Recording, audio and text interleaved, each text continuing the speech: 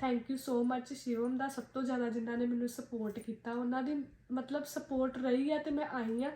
ਤੇ ਉਹਨਾਂ ਲਈ ਤੇ ਕੋਈ ਵਰਡਸ ਨਹੀਂ ਨਾ ਹੈਗੇ, ਮਤਲਬ ਮੈਂ ਵਰਡਸ ਵੀ ਕੀ ਬੋਲਾਂ, ਕੋਈ ਵੀ ਵਰਡਸ ਨਹੀਂ ਹੈਗੇ। ਅਨਿਲ ਸਰ ਜਿਨ੍ਹਾਂ ਨੇ ਮੇਰਾ ਸਾਰਾ ਇਹ ਮਤਲਬ ਫਾਈਲਿੰਗ ਦਾ ਪ੍ਰੋਸੈਸ ਕੀਤਾ ਤੇ ਬਹੁਤ ਹੀ ਵਧੀਆ ਤਰੀਕੇ ਕੀਤਾ, ਮੈਨੂੰ ਆਪਣੀ ਸਿਸਟਰ ਮੰਨ ਕੇ ਕੀਤਾ। ਐਜ਼ ਅ ਕਲਾਇੰਟ ਨਹੀਂ ਮੇਰੇ ਨਾਲ ਉਹਨਾਂ ਨੇ ਡੀਲ ਕੀਤਾ, ਐਜ਼ ਅ ਜਿਵੇਂ ਫੈਮਿਲੀ, ਜਿਵੇਂ ਆਪਣੀ ਸਿਸਟਰ ਹੁੰਦੀ ਹੈ ਨਾ, ਉੱਦਾਂ ਉਹਨਾਂ ਨੇ ਮੇਰੇ ਨਾਲ ਡੀਲ ਕੀਤਾ। ਸਤਿ ਸ਼੍ਰੀ ਅਕਾਲ ਜੀ ਸਾਰਿਆਂ ਨੂੰ ਤੇ welcome back to our YouTube channel. Hope guys ਤੁਸੀਂ ਸਾਰੇ ਜਣੇ ਘੈਂਟ ਹੋਵੋਗੇ ਤੇ ਸਾਰਿਆਂ ਨੂੰ ਗੁੱਡ ਮਾਰਨਿੰਗ। ਅੱਜ ਮੈਂ ਵੈਸੇ ਜਲਦੀ ਉੱਠ ਗਈ ਸੀ, ਸਵੇਰ ਦੇ 8 ਵਜੇ ਹੋਏ ਆ, ਕਿਉਂਕਿ ਅੱਜ ਮੇਰੀ ਕਾਲਜ ਦੀ ਹੈਗੀ ਸੀ ਓਰੀਐਂਟੇਸ਼ਨ। ਇਹੀ ਸਮਝ ਲਓ ਕਿ ਕਾਲਜ ਦਾ ਫਸਟ ਡੇ ਹੈਗਾ ਵਾ, ਬਟ ਇੱਦਾਂ ਵਾ ਕਿ ਔਨਲਾਈਨ ਹੈਗਾ ਵਾ। ਓਰੀਐਂਟੇਸ਼ਨ ਹੋਣੀ ਸੀ ਔਨਲਾਈਨ, ਸੋ ਮੈਂ ਓਰੀਐਂਟੇਸ਼ਨ ਹੀ ਅਟੈਂਡ ਕਰਦੀ ਪਈ ਸੀਗੀ। 10 ਮਿੰਟ ਦੀ ਨਾ ਸਾਨੂੰ ਬ੍ਰੇਕ ਮਿਲੀ ਹੋਈ ਆ, 10 ਮਿੰਟ ਦੀ ਬ੍ਰੇਕ ਤੋਂ ਬਾਅਦ ਫਿਰ ਤੋਂ ਸਟਾਰਟ ਹੋ ਜਾਣਾ ਵਾ। ਮਤਲਬ ਅਲੱਗ-ਅਲੱਗ ਸੈਸ਼ਨ ਹੈਗੇ ਆ ਤੇ ਵਿੱਚ 10-10 ਮਿੰਟਸ ਦੀ ਬ੍ਰੇਕ ਹੈਗੀ ਆ, ਇਸ ਤਰ੍ਹਾਂ ਦਾ ਹੈਗਾ ਵਾ। ਤੇ 8 ਵਜੇ ਸਟਾਰਟ ਹੋ ਗਿਆ ਤੇ 4 ਵਜੇ ਜਾ ਕੇ ਖਤਮ ਹੋਣਾ ਸ਼ਾਮ ਨੂੰ, ਠੀਕ ਹੈ। ਤੇ ਵਲੌਗ ਨਾਲ ਜੁੜੇ ਰਹੀਓ, ਐਂਡ ਤੱਕ ਜ਼ਰੂਰ ਦੇਖਿਓ, ਲਾਈਕ ਕਮੈਂਟ ਸ਼ੇਅਰ ਜ਼ਰੂਰ ਕਰਿਓ ਗਾਇਸ, ਤੇ ਚੈਨਲ ਨੂੰ ਸਬਸਕ੍ਰਾਈਬ ਵੀ। ਫਾਈਨਲੀ ਮੇਰੀ ਓਰੀਐਂਟੇਸ਼ਨ ਖਤਮ ਹੋ ਚੁੱਕੀ ਹੈ। ਸਵੇਰ ਦੀ 8 ਵਜੇ ਦੀ ਸਟਾਰਟ ਹੋਈ ਸੀ ਤੇ ਸ਼ਾਮੀ 4 ਵਜੇ ਖਤਮ ਹੋਈ ਆ। ਤੇ ਬਹੁਤ ਜ਼ਿਆਦਾ ਥੱਕ ਗਈਆਂ। ਹੈ ਤਾਂ ਔਨਲਾਈਨ ਹੀ ਸੀ, ਬਟ ਮਤਲਬ ਕੰਟੀਨਿਊਸਲੀ ਇੰਨੇ ਆਵਰਸ ਲੈਪਟਾਪ ਦੇ ਅੱਗੇ ਬਹਿਣਾ ਤੇ ਥੋੜਾ ਜਿਹਾ ਬੰਦਾ ਹੋ ਹੀ ਜਾਂਦਾ। ਤੇ ਸਵੇਰ ਦਾ ਕੁਝ ਖਾਦਾ ਵੀ ਨਹੀਂ, ਫਰੂਟ ਵਗੈਰਾ ਖਾਦਾ ਸੀਗਾ, ਫਰੂਟ ਹੀ ਬਸ ਖਾਦਾ ਤੇ ਚਿਪਸ ਖਾਦੇ ਸੀ। ਰੋਟੀ ਤਾਂ ਖਾਦੀ ਨਹੀਂ, ਕਿਉਂਕਿ ਮੈਂ ਕੰਟੀਨਿਊਸਲੀ ਓਰੀਐਂਟੇਸ਼ਨ ਦੇ ਅੱਗੇ ਬੈਠੀ ਹੋਈ ਸੀਗੀ, ਸੋ ਮੈਂ ਖਾਦਾ ਨਹੀਂ ਕੁਝ। ਮੰਗਾਈ ਹੈ ਦਾਲ ਮੱਖਣੀ, ਨਾਲ ਹੈ ਲੱਛਾ ਪਰਾਂਠਾ, ਪਰ ਵੰਸ਼ੂ ਨੇ ਆਪਣਾ ਚਿਕਨ ਨਾਨ ਮੰਗਾਇਆ ਕਿਉਂਕਿ ਇਹਨੇ ਨੌਨ ਵੈਜ ਹੀ ਖਾਣਾ ਸੀਗਾ। ਸਰਵ ਕਰਦਾ ਪਿਆ, ਵੈਰੀ ਗੁੱਡ। ਲੰਚ ਵਗੈਰਾ ਕਰ ਲਿਆ ਸੀਗਾ ਤੇ ਹੁਣ ਆਪਾਂ ਚੱਲੇ ਸੀਗੇ ਬਾਹਰ ਮਾਰਕੀਟ, ਥੋੜਾ ਬਹੁਤ ਕੰਮ ਵੀ ਕਰਨ ਜਾਣਾ ਸੀ, ਜਿਵੇਂ ਬੈਂਕ ਵਗੈਰਾ ਜਾਣਾ ਸੀਗਾ। ਫਿਰ ਉਸ ਤੋਂ ਬਾਅਦ ਦੇਖਦੇ ਆ ਕਿੱਧਰ ਨੂੰ ਜਾਣਾ। ਹੁਣ ਆਪਾਂ ਥੋੜਾ ਜਿਹਾ ਚੱਲ ਕੇ ਜਾ ਰਹੇ ਹਾਂ, ਕਿਉਂਕਿ ਥੋੜਾ ਜਿਹਾ ਵਾਕਿੰਗ ਡਿਸਟੈਂਸ ਹੈਗਾ। ਸੋ ਗਾਇਜ਼ ਆਪਣਾ ਸਟਾਪ ਆ ਚੁੱਕਿਆ ਸੀ ਉੱਧਰ। ਆਪਾਂ ਨਾ ਵੈਸੇ ਬੱਸ ਤੋਂ ਉਤਰ ਗਏ ਸੀਗੇ, ਸਾਡਾ ਸਟਾਪ ਆ ਗਿਆ ਸੀ, ਪਰ ਸਾਨੂੰ ਨਾ ਇੱਕ ਹੋਰ ਬੱਸ ਫੜਨੀ ਪੈਣੀ ਹੈ, ਫਿਰ ਆਪਾਂ ਪਹੁੰਚੇ। ਗਾਇਜ਼ ਆਪਾਂ ਇੰਨੀ ਦੂਰ ਆਏ ਹਨਾ, ਘਰ ਤੋਂ ਬੈਂਕ ਕਾਫੀ ਦੂਰ ਸੀਗਾ। ਆਪਾਂ 2 ਬੱਸਿਸ ਚੇਂਜ ਕੀਤੀਆਂ, ਪਰ ਸਾਡਾ ਕੰਮ ਹੋ ਨਹੀਂ ਪਾਇਆ ਕਿਉਂਕਿ ਸਰਵਿਸ ਅਨਅਵੇਲੇਬਲ ਹੈਗੀ ਸੀ। ਹੁਣ ਸਾਨੂੰ ਵਾਪਿਸ ਹੀ ਜਾਣਾ ਪੈਣਾ। ਵੈਸੇ ਆਪਾਂ ਸੋਚ ਰਹੇ ਕਿ ਕੁਝ ਖਾ ਲੈਂਦੇ ਆ, ਕਿਉਂਕਿ ਉਹੀ ਲੰਚ ਹੀ ਕੀਤਾ ਹੋਇਆ। ਦੇਖ ਲੋ ਕੁਝ ਖਾ ਨਹੀਂ, ਚੱਲ ਪੈਨੇ ਡਿਨਰ ਹੋ ਜੂ। ਯਾਰ ਮੈਂ ਕਿਹਾ ਸੀ ਇੱਥੋਂ ਮੋਮੋਸ ਨਹੀਂ ਮਿਲਦੇ, ਉਹੀ ਪੁੱਛਣ ਲੱਗਾ। ਵੈਸੇ ਮੈਂ ਮੋਮੋਸ ਯਾਰ ਮੇਰੇ ਫੇਵਰੇਟ ਹੈਗੇ ਆ, ਮੈਂ ਖਾਣੇ ਆ। ਮਿਲਨ ਇੱਧਰੋਂ ਮੈਂ ਟੇਸਟ ਕਰਕੇ ਦੇਖਦੇ ਆ ਕਿ ਇੱਧਰ ਕਿੱਦਾਂ ਦਾ ਟੇਸਟ ਹੈਗਾ ਹਨਾ। ਆਪਾਂ ਜਿੱਧਰੋਂ ਦੀ ਮੋਮੋਸ ਖਾਣੇ ਸੀ ਨਾ, ਆਲਰੇਡੀ ਬੰਦ ਹੋ ਚੁੱਕਿਆ, ਕਿਉਂਕਿ ਰਾਤ ਦੇ ਵੱਜ ਚੁੱਕੇ ਆ 10 ਤੇ ਬੰਦ ਹੋ ਚੁੱਕਿਆ ਹੋਇਆ, ਕਿਉਂਕਿ ਆਪਾਂ ਬੱਸ ਤੋਂ ਜਾਣਾ ਸੀਗਾ ਤੇ ਬੱਸ ਤੇ ਜਾਂਦੇ ਹੋਏ ਸਾਨੂੰ ਹਾਫ ਐਨ ਆਵਰ ਲੱਗਣਾ ਸੀ ਤੇ ਆਲਰੇਡੀ ਟਾਈਮ ਲੱਗ ਜਾਣਾ ਸੀ, ਤੇ ਉਨੀ ਦੇਰ ਨੂੰ ਉਹ ਬੰਦ ਹੋ ਗਿਆ ਹੋਇਆ। ਤੇ ਆਪਾਂ ਕੀ ਕੀਤਾ, ਫਿਰ ਕੌਫੀ ਲੈ ਲਈ ਆ, ਕਿਉਂਕਿ ਠੰਡ ਬਹੁਤ ਜ਼ਿਆਦਾ ਹੈਗੀ ਆ। ਸੋ ਆਪਾਂ ਕੌਫੀ ਲੈ ਲਈ ਆ, ਵੰਸ਼ੂ ਵੀ ਤੇ ਮੈਂ ਵੀ ਕੌਫੀ ਪੀ ਲੈਣੀ ਆ। ਕੁਝ ਖਾਣਾ ਨਹੀਂ ਹੈਗਾ, ਕਿਉਂਕਿ ਵੈਸੇ ਇੰਨੀ ਭੁੱਖ ਵੀ ਨਹੀਂ ਸੀ ਲੱਗੀ। ਮੋਮੋਸ ਤੇ ਜਸਟ ਟੇਸਟ ਵਾਸਤੇ ਮੈਂ ਖਾਣੇ ਸੀਗੇ, ਕਿ ਵੇਖਦੇ ਆ ਕਿ ਕਿੱਦਾਂ ਦਾ ਟੇਸਟ ਆ, ਬਟ ਉਹ ਆਪਾਂ ਕੱਲ ਟੇਸਟ ਕਰ ਲਾਂਗੇ। ਫਿਲਹਾਲ ਕੌਫੀ ਨਾਲ ਹੀ ਆਪਾਂ ਸਾਰ ਲੈਂਦੇ ਆ। ਤੇ ਹੁਣ ਆਪਾਂ ਸਕਾਈ ਟ੍ਰੇਨ ਫੜਨੀ ਹੈ ਇੱਧਰੋਂ ਦੀ ਤੇ ਘਰ ਨੂੰ ਹੀ ਜਾਣਾ ਵਾ। ਚਲੋ, ਇਹ ਨਾ ਵੰਸ਼ੂ ਵੀ ਟਲਦਾ ਨਹੀਂ ਆ, ਇਹ ਕੁਛ ਨਾ ਕੁਛ ਮੰਗਾ ਹੀ ਲੈਂਦਾ ਇਹੋ ਜਿਹਾ ਕਿ ਖਾਣਾ ਪੈ ਜਾਂਦਾ ਵਾ। ਫਿਰ ਆਰਡਰ ਕਰਤਾ ਉਹ ਵੀ ਚਿਕਨ। ਵਾਓ, ਖਾ ਲੋ, ਸਵਾਦ ਹੈ। ਆਹੋ, ਮੇਰੀ ਵੈਸੇ ਰੋਟੀ ਵੀ ਪਈ ਹੋਈ ਸੀ ਦਾਲ ਨਾਲ, ਉਹ ਵੀ ਖਾ ਲਿਓ। ਉਹਦਾ ਹੁਣ ਨਾਸ਼ਤਾ ਹੀ ਕਰੂੰਗੀ ਸਵੇਰੇ, ਇੰਨਾ ਕੁਛ ਤੇ ਖਾ ਨਹੀਂ ਹੋਣਾ, ਹੁਣ ਤੇ ਇਹੀ ਖਾਂਦੇ ਆ। ਚਲੋ, ਬਾਕੀ ਗਾਇਜ਼ ਜਿੱਦਾਂ ਤੁਸੀਂ ਕਮੈਂਟ ਵਗੈਰਾ ਕਰਦੇ ਹੋ, ਸਾਰਾ ਮੈਂ ਤੁਹਾਨੂੰ ਪ੍ਰੋਸੀਜਰ ਫਾਈਲਿੰਗ ਦਾ ਜੋ ਐਕਸਪੈਂਸਿਸ ਹੈ ਸਭ ਕੁਝ ਦੱਸੂਗੀ। ਹਾਂਜੀ ਗਾਇਜ਼, ਤੇ ਹੁਣ ਮੈਂ ਤੁਹਾਨੂੰ ਸਾਰਾ ਜੋ ਵੀ ਫਾਈਲਿੰਗ ਪ੍ਰੋਸੈਸ ਸੀ ਮੇਰੀ ਹਨਾ, ਮਤਲਬ ਮੈਨੂੰ ਇੰਨੀ ਵੀ ਜ਼ਿਆਦਾ ਨੌਲੇਜ ਨਹੀਂ ਹੈ, ਜਾਂ ਮੈਂ ਕਿਹੜਾ ਕੋਈ ਮਤਲਬ ਏਜੰਟ ਵਗੈਰਾ ਕਿ ਮੈਨੂੰ ਇੰਨੀ ਨੌਲੇਜ ਹੋਏਗੀ, ਬਟ ਹਾਂ ਜਿੱਦਾਂ ਮੈਂ ਐਕਸਪੀਰੀਅੰਸ ਕੀਤਾ, ਜਿੱਦਾਂ ਜੋ ਪ੍ਰੋਸੈਸ ਹੋਇਆ, ਉਹ ਸਾਰਾ ਮੈਂ ਤੁਹਾਨੂੰ ਐਕਸਪਲੇਨ ਕਰ ਦਿੰਦੀ ਹਾਂ, ਕਿ ਜਿਨ੍ਹਾਂ ਨੇ ਅੱਗੋਂ ਫਾਈਲ ਵਗੈਰਾ ਲਗਾਉਣੀ ਆ ਉਹਨਾਂ ਨੂੰ ਥੋੜਾ ਜਿਹਾ ਆਈਡੀਆ ਹੋ ਜਾਏਗਾ ਕਿ ਕਿੱਦਾਂ ਹੁੰਦਾ। ਬਾਕੀ ਹਰ ਇੱਕ ਦਾ ਆਪਣਾ ਤਰੀਕਾ ਹੁੰਦਾ ਵਾ, ਤੇ ਇਸ ਕਰਕੇ ਸਭ ਤੋਂ ਪਹਿਲਾਂ ਤੇ ਮੈਨੂੰ ਬਹੁਤ ਸਾਰੇ ਕਮੈਂਟਸ ਆਉਂਦੇ ਪਏ ਆ ਕਿ ਤੁਸੀਂ ਕਿਸ ਬੇਸ ਤੇ ਗਏ ਹੋ, ਸਟੱਡੀ ਬੇਸ ਗਏ ਹੋ, ਵਰਕ ਬੇਸ ਗਏ ਹੋ, ਕਿਸ ਬੇਸ ਤੇ ਗਏ ਹੋ। ਤੇ ਮੈਂ ਤੁਹਾਨੂੰ ਸਾਰਿਆਂ ਨੂੰ ਦੱਸ ਦਿੰਦੀ ਹਾਂ ਕਿ ਮੈਂ ਸਟੱਡੀ ਬੇਸ ਤੇ ਹੀ ਗਈ ਹਾਂ। ਮੈਂ ਪਿਛਲੇ ਸਾਲ ਆਇਲਸ ਕੀਤੀ ਸੀਗੀ ਤੇ ਮੈਨੂੰ ਆਇਲਸ ਕੀਤੀ ਨੂੰ 1.5 ਸਾਲ ਹੋ ਚੁੱਕਿਆ ਵਾ, ਤੇ ਮੈਂ ਸਟੱਡੀ ਬੇਸ ਤੇ ਹੀ ਹੁਣ ਆਈ ਹਾਂ ਇੱਥੇ। ਉਸ ਤੋਂ ਬਾਅਦ ਤੁਸੀਂ ਸਾਰੇ ਜਣਾਂ ਨੇ ਕੁਐਸਚਨਸ ਪੁੱਛੇ ਸੀ ਕਿ ਕਿੱਦਾਂ ਸਾਰਾ ਪ੍ਰੋਸੈਸ ਕੀਤਾ ਆ, ਕਿੱਦਾਂ ਵਾ। ਕਈਆਂ ਨੇ ਮੈਨੂੰ ਇਹ ਵੀ ਪੁੱਛਿਆ ਕਿ ਖਰਚਾ ਕਿੰਨਾ ਆਉਂਦਾ ਵਾ, ਹਨਾ। ਸਭ ਤੋਂ ਪਹਿਲਾਂ ਮੈਂ ਕੀ ਕੀਤਾ ਸੀ, ਕਿਉਂਕਿ ਮੈਂ ਮੈਰਿਡ ਹੈਗੀ ਸੀ ਤੇ ਮੇਰੀ ਮੈਰਿਜ ਦੇ ਬਹੁਤ ਸਾਰੀਆਂ ਫਾਰਮੈਲਿਟੀਜ਼ ਹੈਗੀਆਂ ਸੀ, ਕਿਉਂਕਿ ਮੈਰਿਜ ਤੋਂ ਬਾਅਦ ਕੀ ਹੁੰਦਾ, ਸਾਨੂੰ ਸਾਰੇ ਡਾਕੂਮੈਂਟਸ ਚੇਂਜ ਕਰਾਉਣੇ ਪੈਂਦੇ ਆ। ਜਿੱਦਾਂ ਮੈਰਿਜ ਤੋਂ ਪਹਿਲਾਂ ਜਿਹੜਾ ਮੇਰਾ ਪਾਸਪੋਰਟ ਸੀ, ਉੱਥੇ ਹਸਬੈਂਡ ਦਾ ਨੇਮ, ਸ਼ਿਵਮ ਦਾ ਨੇਮ ਨਹੀਂ ਸੀ ਹੈਗਾ। ਸੋ ਪਹਿਲਾਂ ਮੈਂ ਆਪਣਾ ਪਾਸਪੋਰਟ ਚੇਂਜ ਕਰਵਾਇਆ, ਉਹਦੇ ਤੇ ਹਸਬੈਂਡ ਦਾ ਨੇਮ ਆਇਆ। ਫਿਰ ਉਸ ਤੋਂ ਬਾਅਦ ਜਿਹੜੇ ਉਧਰ ਦੇ ਡਾਕੂਮੈਂਟ ਸੀ, ਉੱਤੇ ਵੀ ਮੈਨੂੰ ਆਧਾਰ ਕਾਰਡ ਵਗੈਰਾ ਦੀ ਇੱਦਾਂ ਫਾਈਲਿੰਗ 'ਚ ਤੇ ਇੰਨੀ ਨੀਡ ਨਹੀਂ ਹੁੰਦੀ, ਮੇਨ ਪਾਸਪੋਰਟ ਵਗੈਰਾ ਹੀ ਹੁੰਦਾ। ਪਰ ਇਹ ਹੈ ਕਿ ਉਧਰ ਵੀ ਮੈਨੂੰ ਆਧਾਰ ਕਾਰਡ ਵੀ ਫਿਰ ਚੇਂਜ ਕਰਵਾਉਣਾ ਹੀ ਪਿਆ ਸੀ। ਤੇ ਉਸ ਤੋਂ ਬਾਅਦ ਸਾਡਾ ਮੈਰਿਜ ਸਰਟੀਫਿਕੇਟ ਆਪਾਂ ਮੈਰਿਜ ਰਜਿਸਟਰ ਕਰਵਾਈ ਤੇ ਮੈਰਿਜ ਦਾ ਸਾਡਾ ਸਰਟੀਫਿਕੇਟ ਬਣਿਆ ਸੀਗਾ। ਤੇ ਥੋੜੇ ਬਹੁਤ ਮੈਰਿਜ ਦੇ ਪ੍ਰੂਫ ਵੀ ਲੱਗੇ ਸੀ, ਜਿਵੇਂ ਫੋਟੋਜ਼ ਵਗੈਰਾ ਲੱਗੀਆਂ ਸੀਗੀਆਂ ਮੈਰਿਜ ਦੀਆਂ, ਉਹ ਵਾਲੇ ਪ੍ਰੂਫ ਲੱਗਦੇ ਆ ਥੋੜੇ ਬਹੁਤੇ। ਸੋ ਸਭ ਤੋਂ ਪਹਿਲਾਂ ਇਹ ਵਾਲੀਆਂ ਫਾਰਮੈਲਿਟੀਜ਼ ਜਦੋਂ ਕੰਪਲੀਟ ਹੋ ਗਈਆਂ ਸੀ, ਉਸ ਤੋਂ ਬਾਅਦ ਮੈਂ ਅਪਲਾਈ ਕੀਤੀ ਸੀ ਆਫਰ ਲੈਟਰ। ਇੱਦਾਂ ਵਾ ਕਿ ਮੈਂ ਹੈਗੀ ਆ ਗ੍ਰੈਜੂਏਟਿਡ, ਜਿਹੜੇ ਤਾਂ +2 ਹੁੰਦੇ ਆ ਉਹ ਤਾਂ ਜਿਹੜਾ ਮਰਜ਼ੀ ਜਿਹੜੇ ਵੀ ਕੋਰਸ 'ਚ ਉਹਨਾਂ ਨੂੰ ਇੰਟਰਸਟ ਹੁੰਦਾ, ਕੋਈ ਵੀ ਕਾਲਜ ਕੋਈ ਵੀ ਕੋਰਸ ਲੈ ਕੇ ਆ ਸਕਦੇ ਆ। ਬਟ ਜਿੱਦਾਂ ਮੈਂ ਕੈਨੇਡਾ 'ਚ ਆਈ ਹਾਂ, ਤੇ ਕੈਨੇਡਾ 'ਚ ਕੀ ਹੁੰਦਾ, ਅਗਰ ਆਪਾਂ ਆਪਣੀ ਗ੍ਰੈਜੂਏਸ਼ਨ ਵਾਲੇ ਕੋਰਸ ਤੋਂ ਅਲੱਗ ਜਾਂਦੇ ਆ ਤੇ ਰਿਫਿਊਜ਼ਲ ਆ ਜਾਂਦੀ ਆ, ਹਨਾ। ਸੋ ਇਸ ਕਰਕੇ ਮੈਂ ਗ੍ਰੈਜੂਏਸ਼ਨ ਕੀਤੀ ਸੀ BSc ਫੈਸ਼ਨ ਡਿਜ਼ਾਈਨਿੰਗ ਦੇ ਵਿੱਚ, ਤੇ ਮੈਨੂੰ ਕੋਰਸ ਵੀ ਇਹਦੇ ਅਕੋਰਡਿੰਗ ਹੀ ਕੋਈ ਚੂਜ਼ ਕਰਨਾ ਪੈਣਾ ਸੀ। ਸੋ ਉਸ ਕਰਕੇ ਮੈਨੂੰ ਉਸ ਅਕੋਰਡਿੰਗ ਹੀ ਕੋਰਸ ਵੀ ਲੈਣਾ ਪਿਆ। ਤੇ ਫਿਰ ਅਗਰ ਆਪਾਂ ਅਲੱਗ ਫੀਲਡ 'ਚ ਲੈਂਦੇ ਆ ਤੇ ਰਿਫਿਊਜ਼ਲ ਦੇ ਚਾਂਸਿਸ ਰਹਿੰਦੇ ਆ, ਮਤਲਬ ਰਿਸਕ ਹੁੰਦਾ ਸਾਡੀ ਫਾਈਲ ਨੂੰ। ਸਭ ਤੋਂ ਪਹਿਲਾਂ ਮੈਂ ਆਫਰ ਲੈਟਰ ਅਪਲਾਈ ਕੀਤੀ ਸੀ। ਆਫਰ ਲੈਟਰ 'ਚ ਹੁਣ ਮੈਂ ਤੁਹਾਨੂੰ ਇਹ ਵੀ ਸਭ ਕੁਝ ਦੱਸਾਂਗੀ ਕਿ ਮੈਨੂੰ ਪ੍ਰੋਬਲਮਸ ਕੀ ਆਈਆਂ। ਐਕਚੁਅਲੀ ਮੈਂ ਗ੍ਰੈਜੂਏਸ਼ਨ ਕੀਤੀ ਹੈ ਤੇ ਗ੍ਰੈਜੂਏਸ਼ਨ ਦੇ ਵਿੱਚ ਮੈਨੂੰ ਸਾਰੇ ਡਾਕੂਮੈਂਟਸ ਵੀ ਪੂਰੇ ਕਰਨੇ ਸੀ। ਜਿੱਦਾਂ ਪ੍ਰੋਵਿਜ਼ਨਲ ਡਿਗਰੀ ਮੈਂ ਲੈ ਲਈ, 6 ਸਮੈਸਟਰ ਸੀ ਮੇਰੀ, ਬੈਚਲਰ 3 ਸਾਲ ਦੀ ਹੀ, ਤੇ ਮੇਰੀ 6th ਸਮੈਸਟਰ ਦੀ ਨਾ DMC ਨਹੀਂ ਸੀ ਆਈ, ਜਿਸ ਕਰਕੇ ਮੇਰੀ ਆਫਰ ਲੈਟਰ ਆਂਦੀ ਤੇ ਸੀ, ਪਰ ਕੰਡੀਸ਼ਨਲ ਆ ਜਾਂਦੀ ਸੀ ਕਿ ਤੁਹਾਡੀ DMC ਨਹੀਂ ਆਈ ਹੈਗੀ 6th ਸੈਮ ਦੀ। ਉਹ ਪਿੱਛੋਂ ਯੂਨੀਵਰਸਿਟੀ ਵੱਲੋਂ ਲੇਟ ਸੀਗੀ, ਉਹਨੂੰ ਆਉਣ ਨੂੰ ਹਲੇ 2-2.5 ਮੰਥ ਲੱਗਣੇ ਸੀਗੇ। ਸੋ ਜਿਸ ਕਰਕੇ ਉਹ ਲੇਟ ਹੋ ਰਿਹਾ ਸੀ। ਫਿਰ ਮੈਂ ਪ੍ਰੋਵਿਜ਼ਨਲ ਇੱਕ ਬਣ ਜਾਂਦਾ ਕਾਲਜ ਤੋਂ, ਉਹ ਬਣਾਇਆ ਤੇ ਉਸ ਬੇਸ ਤੇ ਮੈਂ ਆਫਰ ਲੈਟਰ ਅਪਲਾਈ ਕੀਤੀ ਤੇ ਆਫਰ ਲੈਟਰ ਮੇਰੀ ਲੇਟ ਆਈ ਸੀ। ਵੈਸੇ ਆਫਰ ਲੈਟਰ 15 to 20 ਡੇਜ਼ 'ਚ ਆ ਜਾਂਦੀ ਆ, ਪਰ ਮੇਰੀ ਆਫਰ ਲੈਟਰ 2 ਮੰਥ 'ਚ ਆਈ ਸੀਗੀ। ਉਸ ਤੋਂ ਬਾਅਦ ਮੇਰਾ ਹੋਇਆ ਸੀ ਮੈਡੀਕਲ, ਤੇ ਮੈਡੀਕਲ ਦੀ ਜਿਹੜੀ ਰਿਪੋਰਟ ਹੈਗੀ ਆ ਉਹ ਸਾਨੂੰ ਨਹੀਂ ਮਿਲਦੀ, ਉਹ ਡਾਇਰੈਕਟ ਐਮਬੈਸੀ 'ਚ ਹੀ ਜਾਂਦੀ ਆ, ਠੀਕ ਹੈ। ਫਿਰ ਉਸ ਤੋਂ ਬਾਅਦ ਸਾਰਾ ਫਾਈਲਿੰਗ ਵਗੈਰਾ ਦੇ ਵਿੱਚ ਡਾਕੂਮੈਂਟ ਲੱਗੇ ਸੀਗੇ, ਜਿਵੇਂ ਕਾਲਜ ਦੇ ਡਾਕੂਮੈਂਟ ਲੱਗੇ, ਫਿਰ ਪਾਸਪੋਰਟ, ਫਿਰ ਜਿਹੜੇ ਮੈਰਿਡ ਹੈਗੇ ਆ ਉਹਨਾਂ ਦਾ ਮੈਰਿਜ ਸਰਟੀਫਿਕੇਟ ਵਗੈਰਾ, ਉਹ ਵੀ ਚੀਜ਼ਾਂ ਲੱਗਦੀਆਂ, ਠੀਕ ਹੈ। ਸੋ ਇਹ ਸਾਰੇ ਡਾਕੂਮੈਂਟਸ ਮੇਰੇ ਲੱਗੇ ਸੀਗੇ। ਪ੍ਰੋਬਲਮਸ ਬੜੀਆਂ ਆਈਆਂ ਫਿਰ ਵਿੱਚ, ਡਾਕੂਮੈਂਟ ਸਾਰੇ ਪੂਰੇ ਕਰਨੇ, ਕੰਪਲੀਟ ਕਰਨੇ। ਪਹਿਲਾਂ ਤਾਂ ਮੇਰੀ ਸਭ ਤੋਂ ਜ਼ਿਆਦਾ ਪ੍ਰੋਬਲਮ ਆਈ ਜਦੋਂ ਮੈਂ ਨਿਊ ਪਾਸਪੋਰਟ ਬਣਵਾਉਣਾ ਸੀਗਾ। ਨਿਊ ਪਾਸਪੋਰਟ ਬਣਵਾਉਣ ਲੱਗੇ, ਪਹਿਲਾਂ ਤਾਂ ਅਪਾਇੰਟਮੈਂਟ ਡੇਟ ਹੀ ਬੜੀ ਲੇਟ ਮਿਲੀ, ਠੀਕ ਹੈ। ਸੋ ਡਾਕੂਮੈਂਟਸ ਇਕੱਠੇ ਕਰਦੇ ਮੈਨੂੰ ਤੇ 6 ਮੰਥ ਲੱਗ ਗਏ ਸੀਗੇ। ਉਸ ਤੋਂ ਬਾਅਦ ਸਾਡਾ ਆਉਂਦਾ ਵਾ ਕਿ ਜਦੋਂ ਡਾਕੂਮੈਂਟਸ ਕੰਪਲੀਟ ਹੋ ਗਏ ਨਾ, ਫਿਰ ਤੇ ਚਲੋ ਫਾਈਲਿੰਗ ਹੋ ਜਾਂਦੀ ਆ। ਉਸ ਤੋਂ ਬਾਅਦ ਮੇਰਾ ਬਾਇਓਮੈਟ੍ਰਿਕ ਹੋਇਆ ਸੀ, ਤਾਂ ਬਾਇਓਮੈਟ੍ਰਿਕ ਵੀ ਡਾਇਰੈਕਟ ਉੱਥੇ ਜਾਂਦਾ ਐਮਬੈਸੀ 'ਚ ਹੀ, ਠੀਕ ਹੈ। ਹੁਣ ਮੈਂ ਤੁਹਾਨੂੰ ਐਕਸਪੈਂਸਿਸ ਦੱਸਦੀ ਹਾਂ। ਵੈਸੇ ਤੇ ਸਭ ਤੋਂ ਪਹਿਲਾਂ ਐਕਸਪੈਂਸਿਸ ਹੁੰਦੇ ਆ ਕਿ ਜਿੱਥੇ ਤੁਸੀਂ ਅਪਲਾਈ ਕਰਦੇ ਪਏ ਹੋ, ਹੈ ਨਾ। ਹੁਣ ਹਰ ਇੱਕ ਜਿਹੜੇ ਏਜੰਟ ਹੁੰਦੇ ਆ ਉਹਨਾਂ ਦੀ ਆਪਣੀ ਫੀਸ ਹੁੰਦੀ ਆ, ਠੀਕ ਹੈ। ਸਭ ਤੋਂ ਪਹਿਲਾਂ ਤਾਂ ਉਹ ਐਕਸਪੈਂਸਿਸ ਆ, ਉਹ ਤਾਂ ਡਿਪੈਂਡ ਕਰਦਾ ਤੁਸੀਂ ਜਿੱਥੇ ਵੀ ਅਪਲਾਈ ਕਰੋਗੇ, ਜਿੰਨੀ ਵੀ ਫੀਸ ਹੋਊਗੀ ਉਹ ਏਜੰਟ ਟੂ ਏਜੰਟ ਡਿਪੈਂਡ ਕਰਦਾ। ਤੁਹਾਨੂੰ ਸਾਰਿਆਂ ਨੂੰ ਪਤਾ ਹੋਊਗਾ ਕਿ ਮੈਂ ਤੇ ਆਰਐਨਸ ਅਕੈਡਮੀ ਤੋਂ ਅਪਲਾਈ ਕੀਤਾ ਸੀ। ਸੋ ਇਸ ਕਰਕੇ ਮੇਰਾ ਵੀਜ਼ਾ 25 ਡੇਜ਼ ਤੋਂ ਵੀ ਘੱਟ ਸੀ, ਮਤਲਬ ਮੰਥ ਵੀ ਨਹੀਂ ਸੀ ਹੋਇਆ ਤੇ ਮੇਰਾ ਵੀਜ਼ਾ ਆ ਗਿਆ ਸੀਗਾ, ਠੀਕ ਹੈ। ਤੇ ਉਹਨਾਂ ਤੇ ਸਾਨੂੰ ਟਰਸਟ ਵੀ ਬਹੁਤ ਜ਼ਿਆਦਾ ਸੀ, ਕਿਉਂਕਿ ਸਾਨੂੰ ਸਨੇਹਾ ਨੇ ਰੈਫਰ ਕੀਤਾ ਸੀਗਾ, ਤੇ ਉਹਨਾਂ ਤੋਂ ਤੇ ਮੇਰਾ ਵੀਜ਼ਾ ਜਲਦੀ ਆ ਗਿਆ ਸੀਗਾ। ਉਹਨਾਂ ਨੇ ਬੜੀ ਜਲਦੀ ਪ੍ਰੋਸੈਸ ਕੀਤਾ। ਪਹਿਲਾਂ ਮੈਂ ਕਿਤੇ ਹੋਰ ਅਪਲਾਈ ਕੀਤਾ ਹੋਇਆ ਸੀਗਾ ਤੇ ਉੱਥੇ ਕੁਝ ਪ੍ਰੋਬਲਮਸ ਆਉਂਦੀਆਂ ਪਈਆਂ ਸੀ, ਉਹਨਾਂ ਥੋੜੇ ਸਲੋ ਸੀਗੇ, ਜਿਵੇਂ ਡਾਕੂਮੈਂਟਸ ਬਹੁਤ ਜ਼ਿਆਦਾ ਮੰਗ ਰਹੇ ਸੀ, ਤੇ ਜਿਸ ਕਰਕੇ ਫਿਰ ਮੈਂ ਆਪਣੀ ਫਾਈਲ ਚੁੱਕ ਕੇ ਤੇ ਸਰ ਨੂੰ ਦੇ ਦਿੱਤੀ ਸੀ, ਠੀਕ ਹੈ। ਸਭ ਤੋਂ ਪਹਿਲਾਂ ਉਹ ਹੁੰਦੀ ਆ ਫੀਸ, ਉਸ ਤੋਂ ਬਾਅਦ ਆਉਂਦੀ ਆ ਸਾਡੀ ਕਾਲਜ ਫੀਸ। ਹੁਣ ਉਹ ਡਿਪੈਂਡ ਕਰਦਾ ਕਿ ਕਾਲਜ ਯੂਨੀਵਰਸਿਟੀ ਕਿਹੜੀ ਹੈ ਤੇ ਤੁਹਾਡਾ ਕੋਰਸ ਕਿਹੜਾ। ਕੋਈ PG ਡਿਪਲੋਮਾ ਲੈਂਦਾ, ਕੋਈ ਮਾਸਟਰਸ ਲੈਂਦਾ ਵਾ, ਹੈ ਨਾ। ਤੇ ਇਹ ਸਾਡੇ ਕੋਰਸ ਦੇ ਉੱਤੇ ਡਿਪੈਂਡ ਕਰਦਾ ਕਿ ਫੀਸ ਕਿੰਨੀ ਹੈਗੀ। ਸੋ ਉਹ ਕੋਰਸ ਤੇ ਯੂਨੀਵਰਸਿਟੀ ਜਾਂ ਕਾਲਜ ਦੇ ਉੱਤੇ ਡਿਪੈਂਡ ਕਰਦਾ।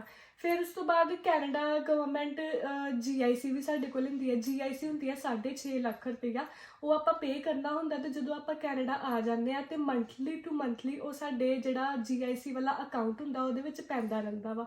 ਸੋ ਇੱਕ ਹੋ ਗਈ GIC। ਉਸ ਤੋਂ ਬਾਅਦ ਸਾਡੀ ਹੁੰਦੀ ਹੈ ਮੈਡੀਕਲ ਫੀਸ। ਫਿਰ ਉਸ ਤੋਂ ਬਾਅਦ ਆਉਂਦੀ ਹੈ ਐਮਬੈਸੀ ਫੀਸ। ਐਮਬੈਸੀ ਫੀਸ ਵੀ ਆਪਾਂ ਦੇਣੀ ਹੁੰਦੀ ਹੈ ਜਦੋਂ ਸਾਡੀ ਫਾਈਲਿੰਗ ਵਗੈਰਾ ਹੋਣੀ ਹੈ, ਠੀਕ ਆ।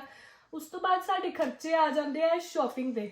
ਸ਼ੋਪਿੰਗ ਦਾ ਖਰਚਾ ਤੁਹਾਡੇ ਤੇ ਡਿਪੈਂਡ ਕਰਦਾ ਵਾ, ਹੈ ਨਾ, ਕਿ ਤੁਸੀਂ ਕਿੱਦਾਂ ਕਰਨਾ, ਹੁਣ ਜਿੱਦਾਂ ਮੈਂ ਸ਼ਾਪਿੰਗ ਕੀਤੀ ਸੀ, ਕੱਪੜੇ ਵਗੈਰਾ ਵੀ ਲਿੱਤੇ ਤੇ ਯੂਟੈਂਸਿਲਸ ਵਗੈਰਾ ਵੀ ਸਾਨੂੰ ਲੈਣੇ ਪੈਂਦੇ ਆ, ਬੇਸਿਕ ਜੋ ਵੀ ਹੁੰਦੇ ਆ ਉਹ ਸਾਰਾ ਤੁਹਾਡੇ ਤੇ ਡਿਪੈਂਡ ਕਰਦਾ। ਕਈ ਹੁੰਦੇ ਆ ਕਿ ਇੱਥੋਂ ਕੁਛ ਨਹੀਂ, ਇੰਡੀਆ ਤੋਂ ਕੋਈ ਸ਼ਾਪਿੰਗ ਨਹੀਂ ਕਰਦੇ, ਬਾਹਰ ਆ ਕੇ ਹੀ ਕਰਦੇ ਆ। ਬਟ ਮੈਂ ਥੋੜਾ ਬਹੁਤਾ ਸਮਾਨ ਜਿਹੜਾ ਮੇਰੀ ਨੀਡ ਦਾ ਸੀ ਮੈਂ ਲੈ ਕੇ ਹੀ ਆਈ ਸੀ, ਕਿਉਂਕਿ ਜਦੋਂ ਇੱਥੇ ਮੈਂ ਜਿੱਦਾਂ ਆਈ ਆ ਨਾ, ਤੇ ਇੱਥੇ ਮੇਰੇ ਨੋਨ 'ਚ ਕੋਈ ਸੀ ਨਹੀਂ, ਉਹ ਤੇ ਵੰਸ਼ੂ ਚਲੋ ਮੈਨੂੰ ਮਿਲ ਗਿਆ। ਬਟ ਇਦਾਂ ਕਿ ਬੰਦਾ ਆਂਦੇ ਹੀ ਇਦਾਂ ਸ਼ਾਪਿੰਗ ਕਰੇ, ਕਈ ਵਾਰ ਨਹੀਂ ਵੀ ਪੋਸੀਬਲ ਹੁੰਦਾ। ਸੋ ਮੈਂ ਆਪਣਾ ਸਾਰਾ ਸਮਾਨ ਲੈ ਕੇ ਆਈ ਸੀ ਕਿ ਮੈਨੂੰ ਆਂਦੇ ਹੀ ਇਦਾਂ ਸ਼ਾਪਿੰਗ ਕਰਨ ਨਿਕਲਣਾ ਨਾ ਪਏ, ਜਾਂ ਕਿੱਦਾਂ ਵਾ। ਬੇਸਿਕ ਜਿਹੜਾ ਸਮਾਨ ਸੀ ਮੈਂ ਸਾਰਾ ਲੈ ਕੇ ਆਈ ਸੀ। ਸੋ ਸ਼ਾਪਿੰਗ ਦਾ ਪਿਓਰਲੀ ਤੁਹਾਡੇ ਤੇ ਡਿਪੈਂਡ ਕਰਦਾ। ਉਸ ਤੋਂ ਬਾਅਦ ਆਂਦਾ ਟਿਕਟ ਦਾ ਜਿਹੜਾ ਖਰਚਾ ਹੈਗਾ ਉਹ ਵੇਰੀ ਕਰਦਾ ਰਹਿੰਦਾ, ਕਦੀ ਵੱਧ ਜਾਂਦੀ ਹੈ, ਕਦੀ ਘਟ ਜਾਂਦੀ ਆ। ਸੋ ਇਹੀ ਸਾਰੇ ਹੈਗੇ ਜਿਹੜੇ ਮੇਨ ਐਕਸਪੈਂਸਿਸ ਹੈਗੇ ਆ ਆਉਣ ਦੇ। ਬਸ ਇੱਕ ਸ਼ਾਪਿੰਗ ਹੈ ਜਿਹੜਾ ਤੁਹਾਡੇ ਤੇ ਡਿਪੈਂਡ ਕਰਦਾ, ਬਾਕੀ ਸਾਰਾ ਖਰਚਾ ਤਾਂ ਹੋਣਾ ਹੀ ਹੋਣਾ ਵਾ, ਠੀਕ ਹੈ। ਬਾਕੀ ਬਾਇਓਮੈਟ੍ਰਿਕ, ਮੈਡੀਕਲ, ਇਹ ਵੀ ਖਰਚਾ ਹੁੰਦਾ ਹੀ ਆ, ਠੀਕ ਹੈ। ਤੇ ਇੱਕ ਹੋਰ ਚੀਜ਼ ਮੈਂ ਆਪਣਾ ਦੱਸਦੀ ਪਈ ਸੀ ਕਿ ਜਦੋਂ ਮੇਰੀ ਫਾਈਲਿੰਗ ਵਗੈਰਾ ਹੋ ਗਈ ਸੀ ਨਾ, ਮੇਰੀ ਫਾਈਲ ਲੱਗੀ ਸੀਗੀ 29 ਅਕਤੂਬਰ ਨੂੰ। 29 ਅਕਤੂਬਰ ਨੂੰ ਮੇਰਾ ਸਾਰਾ ਕੁਝ ਡਨ ਹੋ ਕੇ ਫਾਈਲ ਲੱਗ ਗਈ ਸੀ। ਮੈਨੂੰ 29 ਅਕਤੂਬਰ ਦੀ ਡੇਟ ਤਾਂ ਯਾਦ ਆ ਕਿਉਂਕਿ ਉਸ ਦਿਨ ਮੇਰੇ ਪਾਪਾ ਦੀ ਡੈਥ ਹੋਈ ਸੀਗੀ, ਤੇ ਮੇਰੇ ਪਾਪਾ ਦੀ ਡੈਥ ਨੂੰ ਅੱਜ 8 ਸਾਲ ਹੋ ਗਏ ਆ। ਤੇ ਉਸ ਦਿਨ ਮੇਰੇ ਪਾਪਾ ਦੀ ਡੈਥ ਹੋਈ ਸੀ, ਔਰ ਮੇਰੇ ਪਾਪਾ ਦਾ ਡ੍ਰੀਮ ਸੀ ਕਿ ਮੈਂ ਕੈਨੇਡਾ ਆਵਾਂ, ਔਰ ਉਸੇ ਦਿਨ ਮੇਰੀ ਫਾਈਲ ਲੱਗੀ ਸੀ। ਤਾਂ ਮੈਨੂੰ ਡੇਟ ਯਾਦ ਹੈ ਕਿ ਮਤਲਬ ਉਹ ਡੇਟ ਤੋਂ ਮੈਨੂੰ ਬਹੁਤ ਜ਼ਿਆਦਾ ਹੇਟ ਸੀ ਇੱਕ ਹਿਸਾਬ ਦੀ, ਕਿ ਇੰਨਾ ਮਾੜਾ ਦਿਨ ਸੀ। ਸੋ ਮੇਰਾ ਮੂਡ ਹਮੇਸ਼ਾ ਆਫ ਰਹਿੰਦਾ ਸੀ ਉਸ ਦਿਨ, ਪਰ ਉਸੇ ਦਿਨ ਰੱਬ ਨੇ ਮੇਰੇ ਲਈ ਸਪੈਸ਼ਲ ਬਣਾਇਆ, ਮੇਰੀ ਫਾਈਲ ਲੱਗੀ ਹੈ ਨਾ। ਤੇ ਚਲੋ ਉਸ ਦਿਨ ਫਾਈਲ ਲੱਗ ਗਈ, ਤੇ ਮੇਰਾ ਵੀਜ਼ਾ ਵੀ 25 ਡੇਜ਼ ਵਿੱਚ ਮੇਰਾ ਵੀਜ਼ਾ ਆ ਗਿਆ ਸੀਗਾ। ਸੋ ਮੈਨੂੰ ਇੱਕਦਮ ਸਾਰਿਆਂ ਨੇ ਸਰਪ੍ਰਾਈਜ਼ ਦਿੱਤਾ ਸੀਗਾ, ਜਿੱਦਾਂ ਜਲੰਧਰ ਸਾਨੂੰ ਬਹਾਨੇ ਨਾਲ ਬੁਲਾ ਲਿਆ, ਤੇ ਉਸ ਤੋਂ ਬਾਅਦ ਸਰ ਉਹਨਾਂ ਨੇ ਸਾਰਾ ਸਰਪ੍ਰਾਈਜ਼ ਪਲਾਨ ਕੀਤਾ, ਤੇ ਮੈਨੂੰ ਬਹੁਤ ਵਧੀਆ ਲੱਗਾ ਕਿ ਸਰਪ੍ਰਾਈਜ਼ ਵਗੈਰਾ ਜੋ ਵੀ ਹੈ ਨਾ ਵਧੀਆ ਸੀ, ਹੈ ਨਾ। ਤੇ ਮੈਂ ਹੁਣ ਵੀ ਮਤਲਬ ਥੈਂਕ ਯੂ ਕਰਦੀ ਹਾਂ ਸਾਰਿਆਂ ਦਾ, ਇੰਨਾ ਕੁਝ ਸਾਡੇ ਲਈ ਕੀਤਾ। ਤੇ ਮੇਰੀ ਟਿਕਟ ਵੀ ਜਲਦੀ ਕਰਵਾ ਦਿੱਤੀ, ਤੇ ਮੈਂ 29 ਦਸੰਬਰ ਨੂੰ ਮੇਰੀ ਫਲਾਈਟ ਸੀ, ਤੇ ਮੈਂ ਇੱਥੇ ਆਈ ਸੀਗੀ। ਤੇ ਇੱਕ ਹੋਰ ਗਾਈਜ਼ ਬਹੁਤ ਹੀ ਮੇਨ ਚੀਜ਼ ਹੈਗੀ ਆ, ਜਿਹੜਾ ਆਪਾਂ ITRs ਹੁੰਦੀ ਆ, ਰਿਟਰਨ ਭਰਨੀ ਬਹੁਤ ਜ਼ਿਆਦਾ ਜ਼ਰੂਰੀ ਹੁੰਦੀ ਹੈ। ਜਿਹੜੀ ਤਾਂ GIC ਹੁੰਦੀ ਹੈ ਨਾ, ਉਹ ਸਟੂਡੈਂਟ ਦੇ ਅਕਾਊਂਟ ਤੋਂ ਜਾਂਦੀ ਹੈ। ਜਿੱਦਾਂ GIC ਮੇਰੇ ਖੁਦ ਦੇ ਅਕਾਊਂਟ ਤੋਂ ਗਈ ਸੀਗੀ, ਤੇ ਉਹਦੀਆਂ ਰਿਟਰਨਸ ਭਰਨੀਆਂ ਬਹੁਤ ਜ਼ਿਆਦਾ ਜ਼ਰੂਰੀ ਹੁੰਦੀਆਂ। ਤੇ ਜਿਹੜੀ ਫੀਸ ਹੁੰਦੀ ਆ, ਫੀਸ ਆਪਾਂ ਜਿਹੜੇ ਤੇ ਮੈਰਿਡ ਹੈਗੇ ਆ ਉਹ ਹਸਬੈਂਡ ਦੇ ਅਕਾਊਂਟ ਤੋਂ ਵੀ ਕਰਵਾ ਸਕਦੇ ਆ, ਜਿਹੜੇ ਅਨਮੈਰਿਡ ਹੈਗੇ ਆ ਉਹ ਪੇਰੈਂਟਸ ਦੇ ਅਕਾਊਂਟ ਤੋਂ ਜਾਂਦੀ ਹੈ। ਤੇ ਰਿਟਰਨਸ ਭਰਨੀਆਂ ਬਹੁਤ ਜ਼ਰੂਰੀ ਹੁੰਦੀਆਂ। ਉਸ ਤੋਂ ਬਾਅਦ ਜਿਨ੍ਹਾਂ ਕੋਲ ਆਪਾਂ ਪਹਿਲਾਂ ਫਾਈਲਿੰਗ ਕਰਵਾਈ ਸੀ, ਉਹਨਾਂ ਨੇ ਤਾਂ ਸਾਨੂੰ ਇਹ ਵੀ ਕਿਹਾ ਸੀ ਕਿ ਤੁਹਾਨੂੰ ਪੈਸੇ ਸ਼ੋਅ ਵੀ ਕਰਾਉਣੇ ਪੈਣੇ ਆ, ਜਦ ਕਿ ਕੈਨੇਡਾ 'ਚ ਸ਼ੋਅ ਕਰਾਉਣ ਦੀ ਲੋੜ ਨਹੀਂ ਪੈਂਦੀ। ਬਟ ਉਹਨਾਂ ਨੇ ਕਿਹਾ ਸੀ ਕਿ ਇੱਦਾਂ ਕੀ ਹੁੰਦਾ ਕਿ ਸਾਡੀ ਫਾਈਲ ਸਟਰੋਂਗ ਹੋ ਜਾਂਦੀ। ਸੋ ਡਿਪੈਂਡ ਕਰਦਾ ਜਿੱਥੋਂ ਤੁਸੀਂ ਫਾਈਲ ਵਗੈਰਾ ਲਗਾਓਗੇ, ਏਜੰਟ ਟੂ ਏਜੰਟ ਡਿਪੈਂਡ ਕਰਦਾ ਕਿ ਉਹਨਾਂ ਦੀ ਕਿੱਦਾਂ ਦੀ ਥਿੰਕਿੰਗ ਹੈ, ਕੀ ਉਹਨਾਂ ਦੀ ਪੂਰੀ ਪ੍ਰੋਸੈਸ ਹੈ। ਹਰ ਇੱਕ ਦਾ ਆਪਣਾ ਤਰੀਕਾ ਹੁੰਦਾ ਵਾ। ਸੋ ਇਸ ਕਰਕੇ ਬਾਕੀ ਇਹ ਹੈ ਕਿ ਸਭ ਕੁਝ ਹੋ ਜਾਂਦਾ ਆਸਾਨੀ ਨਾਲ, ਕੋਈ ਪ੍ਰੋਬਲਮ ਨਹੀਂ ਆਉਂਦੀ। 10th +2 'ਚ ਨੰਬਰ ਵਗੈਰਾ, ਮਾਰਕਸ ਵਗੈਰਾ ਵਧੀਆ ਹੁੰਦੇ ਆ, ਤੇ ਵੈਸੇ ਵੀ ਫਾਈਲ ਸਟਰੋਂਗ ਹੁੰਦੀ ਆ। ਤੁਹਾਡੇ ਮਾਰਕਸ, ਤੁਹਾਡੇ ਡਾਕੂਮੈਂਟਸ ਪੂਰੇ ਕੰਪਲੀਟ ਹੋਣੇ ਚਾਹੀਦੇ ਆ, ਤੇ ਕੋਈ ਵੀ ਕਈ ਫੇਕ ਡਾਕੂਮੈਂਟਸ ਵੀ ਲਗਾ ਦਿੰਦੇ ਆ। ਫੇਕ ਡਾਕੂਮੈਂਟ ਨਹੀਂ ਕੋਈ ਵੀ ਹੋਣਾ ਚਾਹੀਦਾ, ਸਾਰੇ ਓਰੀਜਨਲ ਡਾਕੂਮੈਂਟਸ ਹੀ ਹੋਣੇ ਚਾਹੀਦੇ ਆ, ਤੇ ਸਭ ਕੁਝ ਹੋ ਜਾਂਦਾ ਵਾ, ਕੋਈ ਟੈਨਸ਼ਨ ਵਾਲੀ ਗੱਲ ਨਹੀਂ। ਬਸ ਡਿਪੈਂਡ ਕਰਦਾ ਕਿ ਜਿਹੜੀ ਸਾਡੀ ਫਾਈਲ ਆ ਨਾ ਉਹ ਸਹੀ ਬੰਦੇ ਦੇ ਹੱਥ 'ਚ ਹੋਣੀ ਚਾਹੀਦੀ ਆ। ਸੋ ਮੈਨੂੰ ਲੱਗਦਾ ਹੈ ਕਿ ਆਰੀਅਨਸ ਅਕੈਡਮੀ ਤੋਂ ਹੀ ਮੇਰਾ ਵੀਜ਼ਾ ਪੱਕਾ ਵਾ। ਸੋ ਇੱਦਾਂ ਕੋਈ ਵੀ ਕਿਤੋਂ ਦੀ ਫਾਈਲ ਚੁੱਕ ਕੇ ਕਿਤੇ ਇੰਨੀ ਆਸਾਨੀ ਨਾਲ ਨਹੀਂ ਰੱਖਦਾ।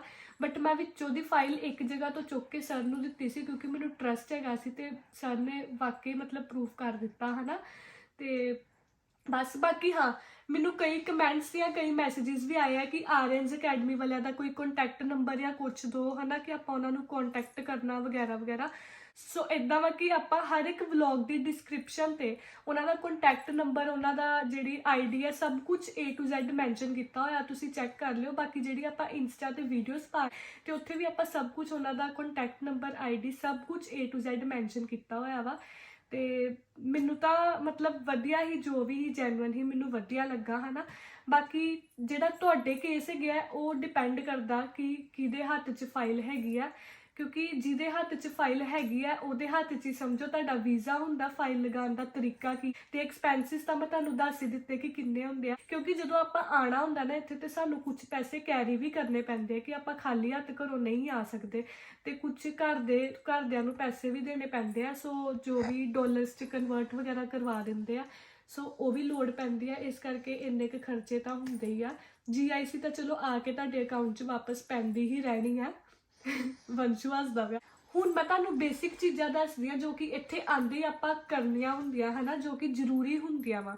ਠੀਕ ਹੈ, ਸਭ ਤੋਂ ਪਹਿਲਾਂ ਤੇ ਇਦਾਂ ਵਾ ਕਿ ਸਿਮ, ਸਭ ਤੋਂ ਪਹਿਲਾਂ ਸਾਨੂੰ ਇੱਥੋਂ ਦੀ ਸਿਮ ਲੈਣੀ ਪੈਂਦੀ ਹੈ ਤੇ ਸਿਮ ਲੈ ਕੇ ਫਿਰ ਉਸ ਤੋਂ ਬਾਅਦ ਆਪਾਂ GIC ਦਾ ਜਿਹੜਾ ਅਕਾਊਂਟ ਹੈਗਾ ਉਹਨੂੰ ਐਕਟੀਵੇਟ ਕਰਾਉਣਾ ਹੁੰਦਾ। ਫਿਰ GIC ਦਾ ਅਕਾਊਂਟ ਐਕਟੀਵੇਟ ਹੋ ਗਿਆ, ਉਸ ਤੋਂ ਬਾਅਦ ਆਪਾਂ ਜਿਹੜਾ ਹੁੰਦਾ ਸਿਨ ਨੰਬਰ ਲੈਣਾ ਹੁੰਦਾ ਵਾ। ਸਿਨ ਨੰਬਰ ਦੀ ਲੋੜ ਤਾਂ ਪੈਂਦੀ ਹੈ ਕੱਲ ਨੂੰ ਆਪਾਂ ਜੋਬ ਕਰਨੀ ਹੈ ਤੇ ਹਰ ਕਿਤੇ ਉਹ ਸਿਨ ਨੰਬਰ ਮੰਗਦੇ ਹੀ ਹੈਗੇ ਆ, ਸੋ ਉਹਨੂੰ ਟਾਈਮ ਬਹੁਤ ਲੱਗਦਾ। ਹੁਣ ਮੈਂ ਵੀ ਇੱਥੇ ਆਈ ਹਾਂ ਕਿ ਸਵੇਰੇ ਜਾ ਕੇ ਸ਼ਾਮੀ ਜਾ ਕੇ ਬੰਦਾ ਵਿਹਲਾ ਹੁੰਦਾ, ਸਵੇਰੇ ਜਾਓ ਸ਼ਾਮੀ ਆਓ, ਬਹੁਤ ਟਾਈਮ ਲੱਗਦਾ। ਉਸ ਤੋਂ ਬਾਅਦ ਸਾਨੂੰ ਇੱਥੋਂ BC ID ਲੈਣੀ ਪੈਂਦੀ ਆ। ਹੁਣ ਇੱਦਾਂ ਵਾ ਕਿ ਇੱਥੇ ਕੁਝ ਵੀ ਕੰਮ ਕਰਵਾਉਣਾ ਨਾ, ਮੈਂ ਸਿਮ ਵੀ ਲਿੱਤੀ ਸੀ ਤਾਂ ਵੀ ਉਹਨਾਂ ਨੇ ਪਾਸਪੋਰਟ ਮੰਗਿਆ। ਪਾਸਪੋਰਟ ਹਰ ਕਿਤੇ ਕੰਮ ਆਉਂਦਾ, ਸੋ ਆਪਾਂ ਹਰ ਕਿਤੇ ਪਾਸਪੋਰਟ ਲੈ ਕੇ ਨਹੀਂ ਘੁੰਮ ਸਕਦੇ, ਸੋ ਇੱਕ BC ID ਬਣਦੀ ਹੈ। ਅਗਰ ਆਪਾਂ ਉਹ ਲੈ ਲਈਏ ਤੇ ਆਪਾਂ ਪਾਸਪੋਰਟ ਆਪਣਾ ਆਰਾਮ ਨਾਲ ਘਰ ਸੰਭਾਲ ਵੀ ਦਈਏ ਤੇ ਆਪਾਂ ਉਹੀ ਲੈ ਕੇ, ਉਹੀ ਸਾਡਾ ਇੱਕ ਮੇਨ ਪ੍ਰੂਫ ਲੱਗ ਜਾਂਦਾ ਵਾ। ਫਿਰ ਉਸ ਤੋਂ ਬਾਅਦ ਆਉਂਦਾ ਹੈਲਥ ਕਾਰਡ। ਵੈਸੇ ਤਾਂ ਮੈਂ ਹੈਲਥ ਇੰਸ਼ੋਰੈਂਸ ਕਰਵਾ ਕੇ ਆਈ ਸੀ, ਸਰ ਨੇ ਮੇਰੀ ਹੈਲਥ ਇੰਸ਼ੋਰੈਂਸ ਕਰਾ ਦਿੱਤੀ ਸੀਗੀ, ਸੋ ਉੱਦਾਂ ਇੱਥੇ ਹੈਲਥ ਕਾਰਡ ਵੀ ਬਣਦਾ ਵਾ, ਉਹ ਔਨਲਾਈਨ ਹੀ ਬਣ ਜਾਂਦਾ ਵਾ। ਫਿਰ ਸਾਡੇ ਬਣਦੇ ਕ੍ਰੈਡਿਟ ਐਂਡ ਡੈਬਿਟ ਕਾਰਡਸ। ਵੈਸੇ ਜਿੱਥੋਂ ਤੱਕ ਮੈਂ ਇੱਥੇ ਆਈ ਹਾਂ ਮੈਂ ਇੰਨੀ ਚੀਜ਼ ਨੋਟਿਸ ਕੀਤੀ ਆ ਵੀ ਕੈਸ਼ ਲੋਕੀ ਘੱਟ ਯੂਜ਼ ਕਰਦੇ ਆ ਤੇ ਕ੍ਰੈਡਿਟ ਡੈਬਿਟ ਕਾਰਡ ਹੀ ਜ਼ਿਆਦਾਤਰ ਯੂਜ਼ ਕਰਦੇ ਆ। ਸੋ ਡੈਬਿਟ ਕਾਰਡ ਤਾਂ ਮੈਨੂੰ ਉਸੇ ਟਾਈਮ ਮਿਲ ਗਿਆ ਸੀਗਾ ਜਦੋਂ ਆਪਾਂ GIC ਦਾ ਅਕਾਊਂਟ ਐਕਟੀਵੇਟ ਕਰਾਉਂਦੇ ਆ, ਤੇ ਕ੍ਰੈਡਿਟ ਕਾਰਡ ਸਾਨੂੰ 5 ਤੋਂ 7 ਦਿਨਾਂ ਦੇ ਵਿੱਚ ਆਉਂਦਾ ਵਾ, ਉਹਨੂੰ ਥੋੜਾ ਟਾਈਮ ਲੱਗ ਜਾਂਦਾ ਵਾ। ਕਈ ਸਾਨੂੰ ਬੱਸ ਦੇ ਪਾਸਿਸ ਵੀ ਲੈਣੇ ਪੈਂਦੇ ਆ, ਕਈਆਂ ਦੇ ਜਿਹੜੇ ਕਾਲਜ ਜਾਂ ਯੂਨੀਵਰਸਿਟੀਜ਼ ਹੈਗੇ ਆ ਉਹ ਪ੍ਰੋਵਾਈਡ ਕਰਦੇ ਆ, ਕਈਆਂ ਦੇ ਨਹੀਂ ਵੀ ਪ੍ਰੋਵਾਈਡ ਕਰਦੇ ਆ, ਸੋ ਉਹ ਸਾਨੂੰ ਖੁਦ ਨੂੰ ਹੀ ਲੈਣੇ ਪੈਂਦੇ ਆ ਬੱਸ ਦੇ ਜਿਹੜੇ ਪਾਸ ਹੁੰਦੇ ਆ। ਠੀਕ ਹੈ, ਕਿ ਜੋ ਹੁਣ ਮੈਂ ਤੁਹਾਨੂੰ ਦੱਸੂਗੀ ਜੋ ਇੱਥੇ ਆ ਕੇ ਸਾਡੇ ਆਂਦੇ ਐਕਸਪੈਂਸਿਸ ਜੋ ਹੁੰਦੇ ਆ, ਜੋ ਕਿ ਖਰਚੇ ਹੁੰਦੇ ਹੀ ਹੁੰਦੇ ਆ ਹਨਾ। ਸਭ ਤੋਂ ਪਹਿਲਾਂ ਤਾਂ ਆਪਾਂ ਇੱਥੇ ਆਣਾ ਵਾ, ਤੇ ਅਗਰ ਤਾਂ ਤੁਹਾਨੂੰ ਕੋਈ ਰਿਸੀਵ ਕਰਕੇ ਰੱਖਣ ਵਾਲੇ, ਹੁਣ ਜਿਵੇਂ ਵੰਸ਼ੂ ਨੇ ਮੈਨੂੰ ਰਿਸੀਵ ਕੀਤਾ, ਪਰ ਇੰਨੀ ਗੱਲ ਹੈਗੀ ਆ ਕਿ ਅਗਰ ਆਪਾਂ ਉਧਰੋਂ ਦੀ ਇੰਨੀ ਦੂਰੋਂ ਆਉਂਦੇ ਆ, ਜਿਹੜਾ ਬੰਦਾ ਸਾਨੂੰ ਇੱਥੇ ਆ ਕੇ ਰਿਸੀਵ ਕਰਕੇ ਥੋੜੇ ਦਿਨ ਵੀ ਸੰਭਾਲਦਾ ਨਾ, ਕਿ ਉਹ ਸਾਰੀ ਲਾਈਫ ਉਹ ਬੰਦਾ ਭੁੱਲਦਾ ਨਹੀਂ ਆ ਹਨਾ। ਕਿਉਂਕਿ ਉਸ ਟਾਈਮ ਆਪਾਂ ਅਲੱਗ ਕੰਟਰੀ ਤੋਂ ਇੱਕ ਇਹੋ ਜਿਹੀ ਕੰਟਰੀ ਤੇ ਆਏ ਹੁੰਦੇ ਜਿੱਥੇ ਆਪਾਂ ਮਤਲਬ ਸਾਨੂੰ ਕੁਝ ਨਹੀਂ ਪਤਾ ਕਿ ਰਸਤੇ ਕਿੱਧਰ ਆ ਹਨਾ।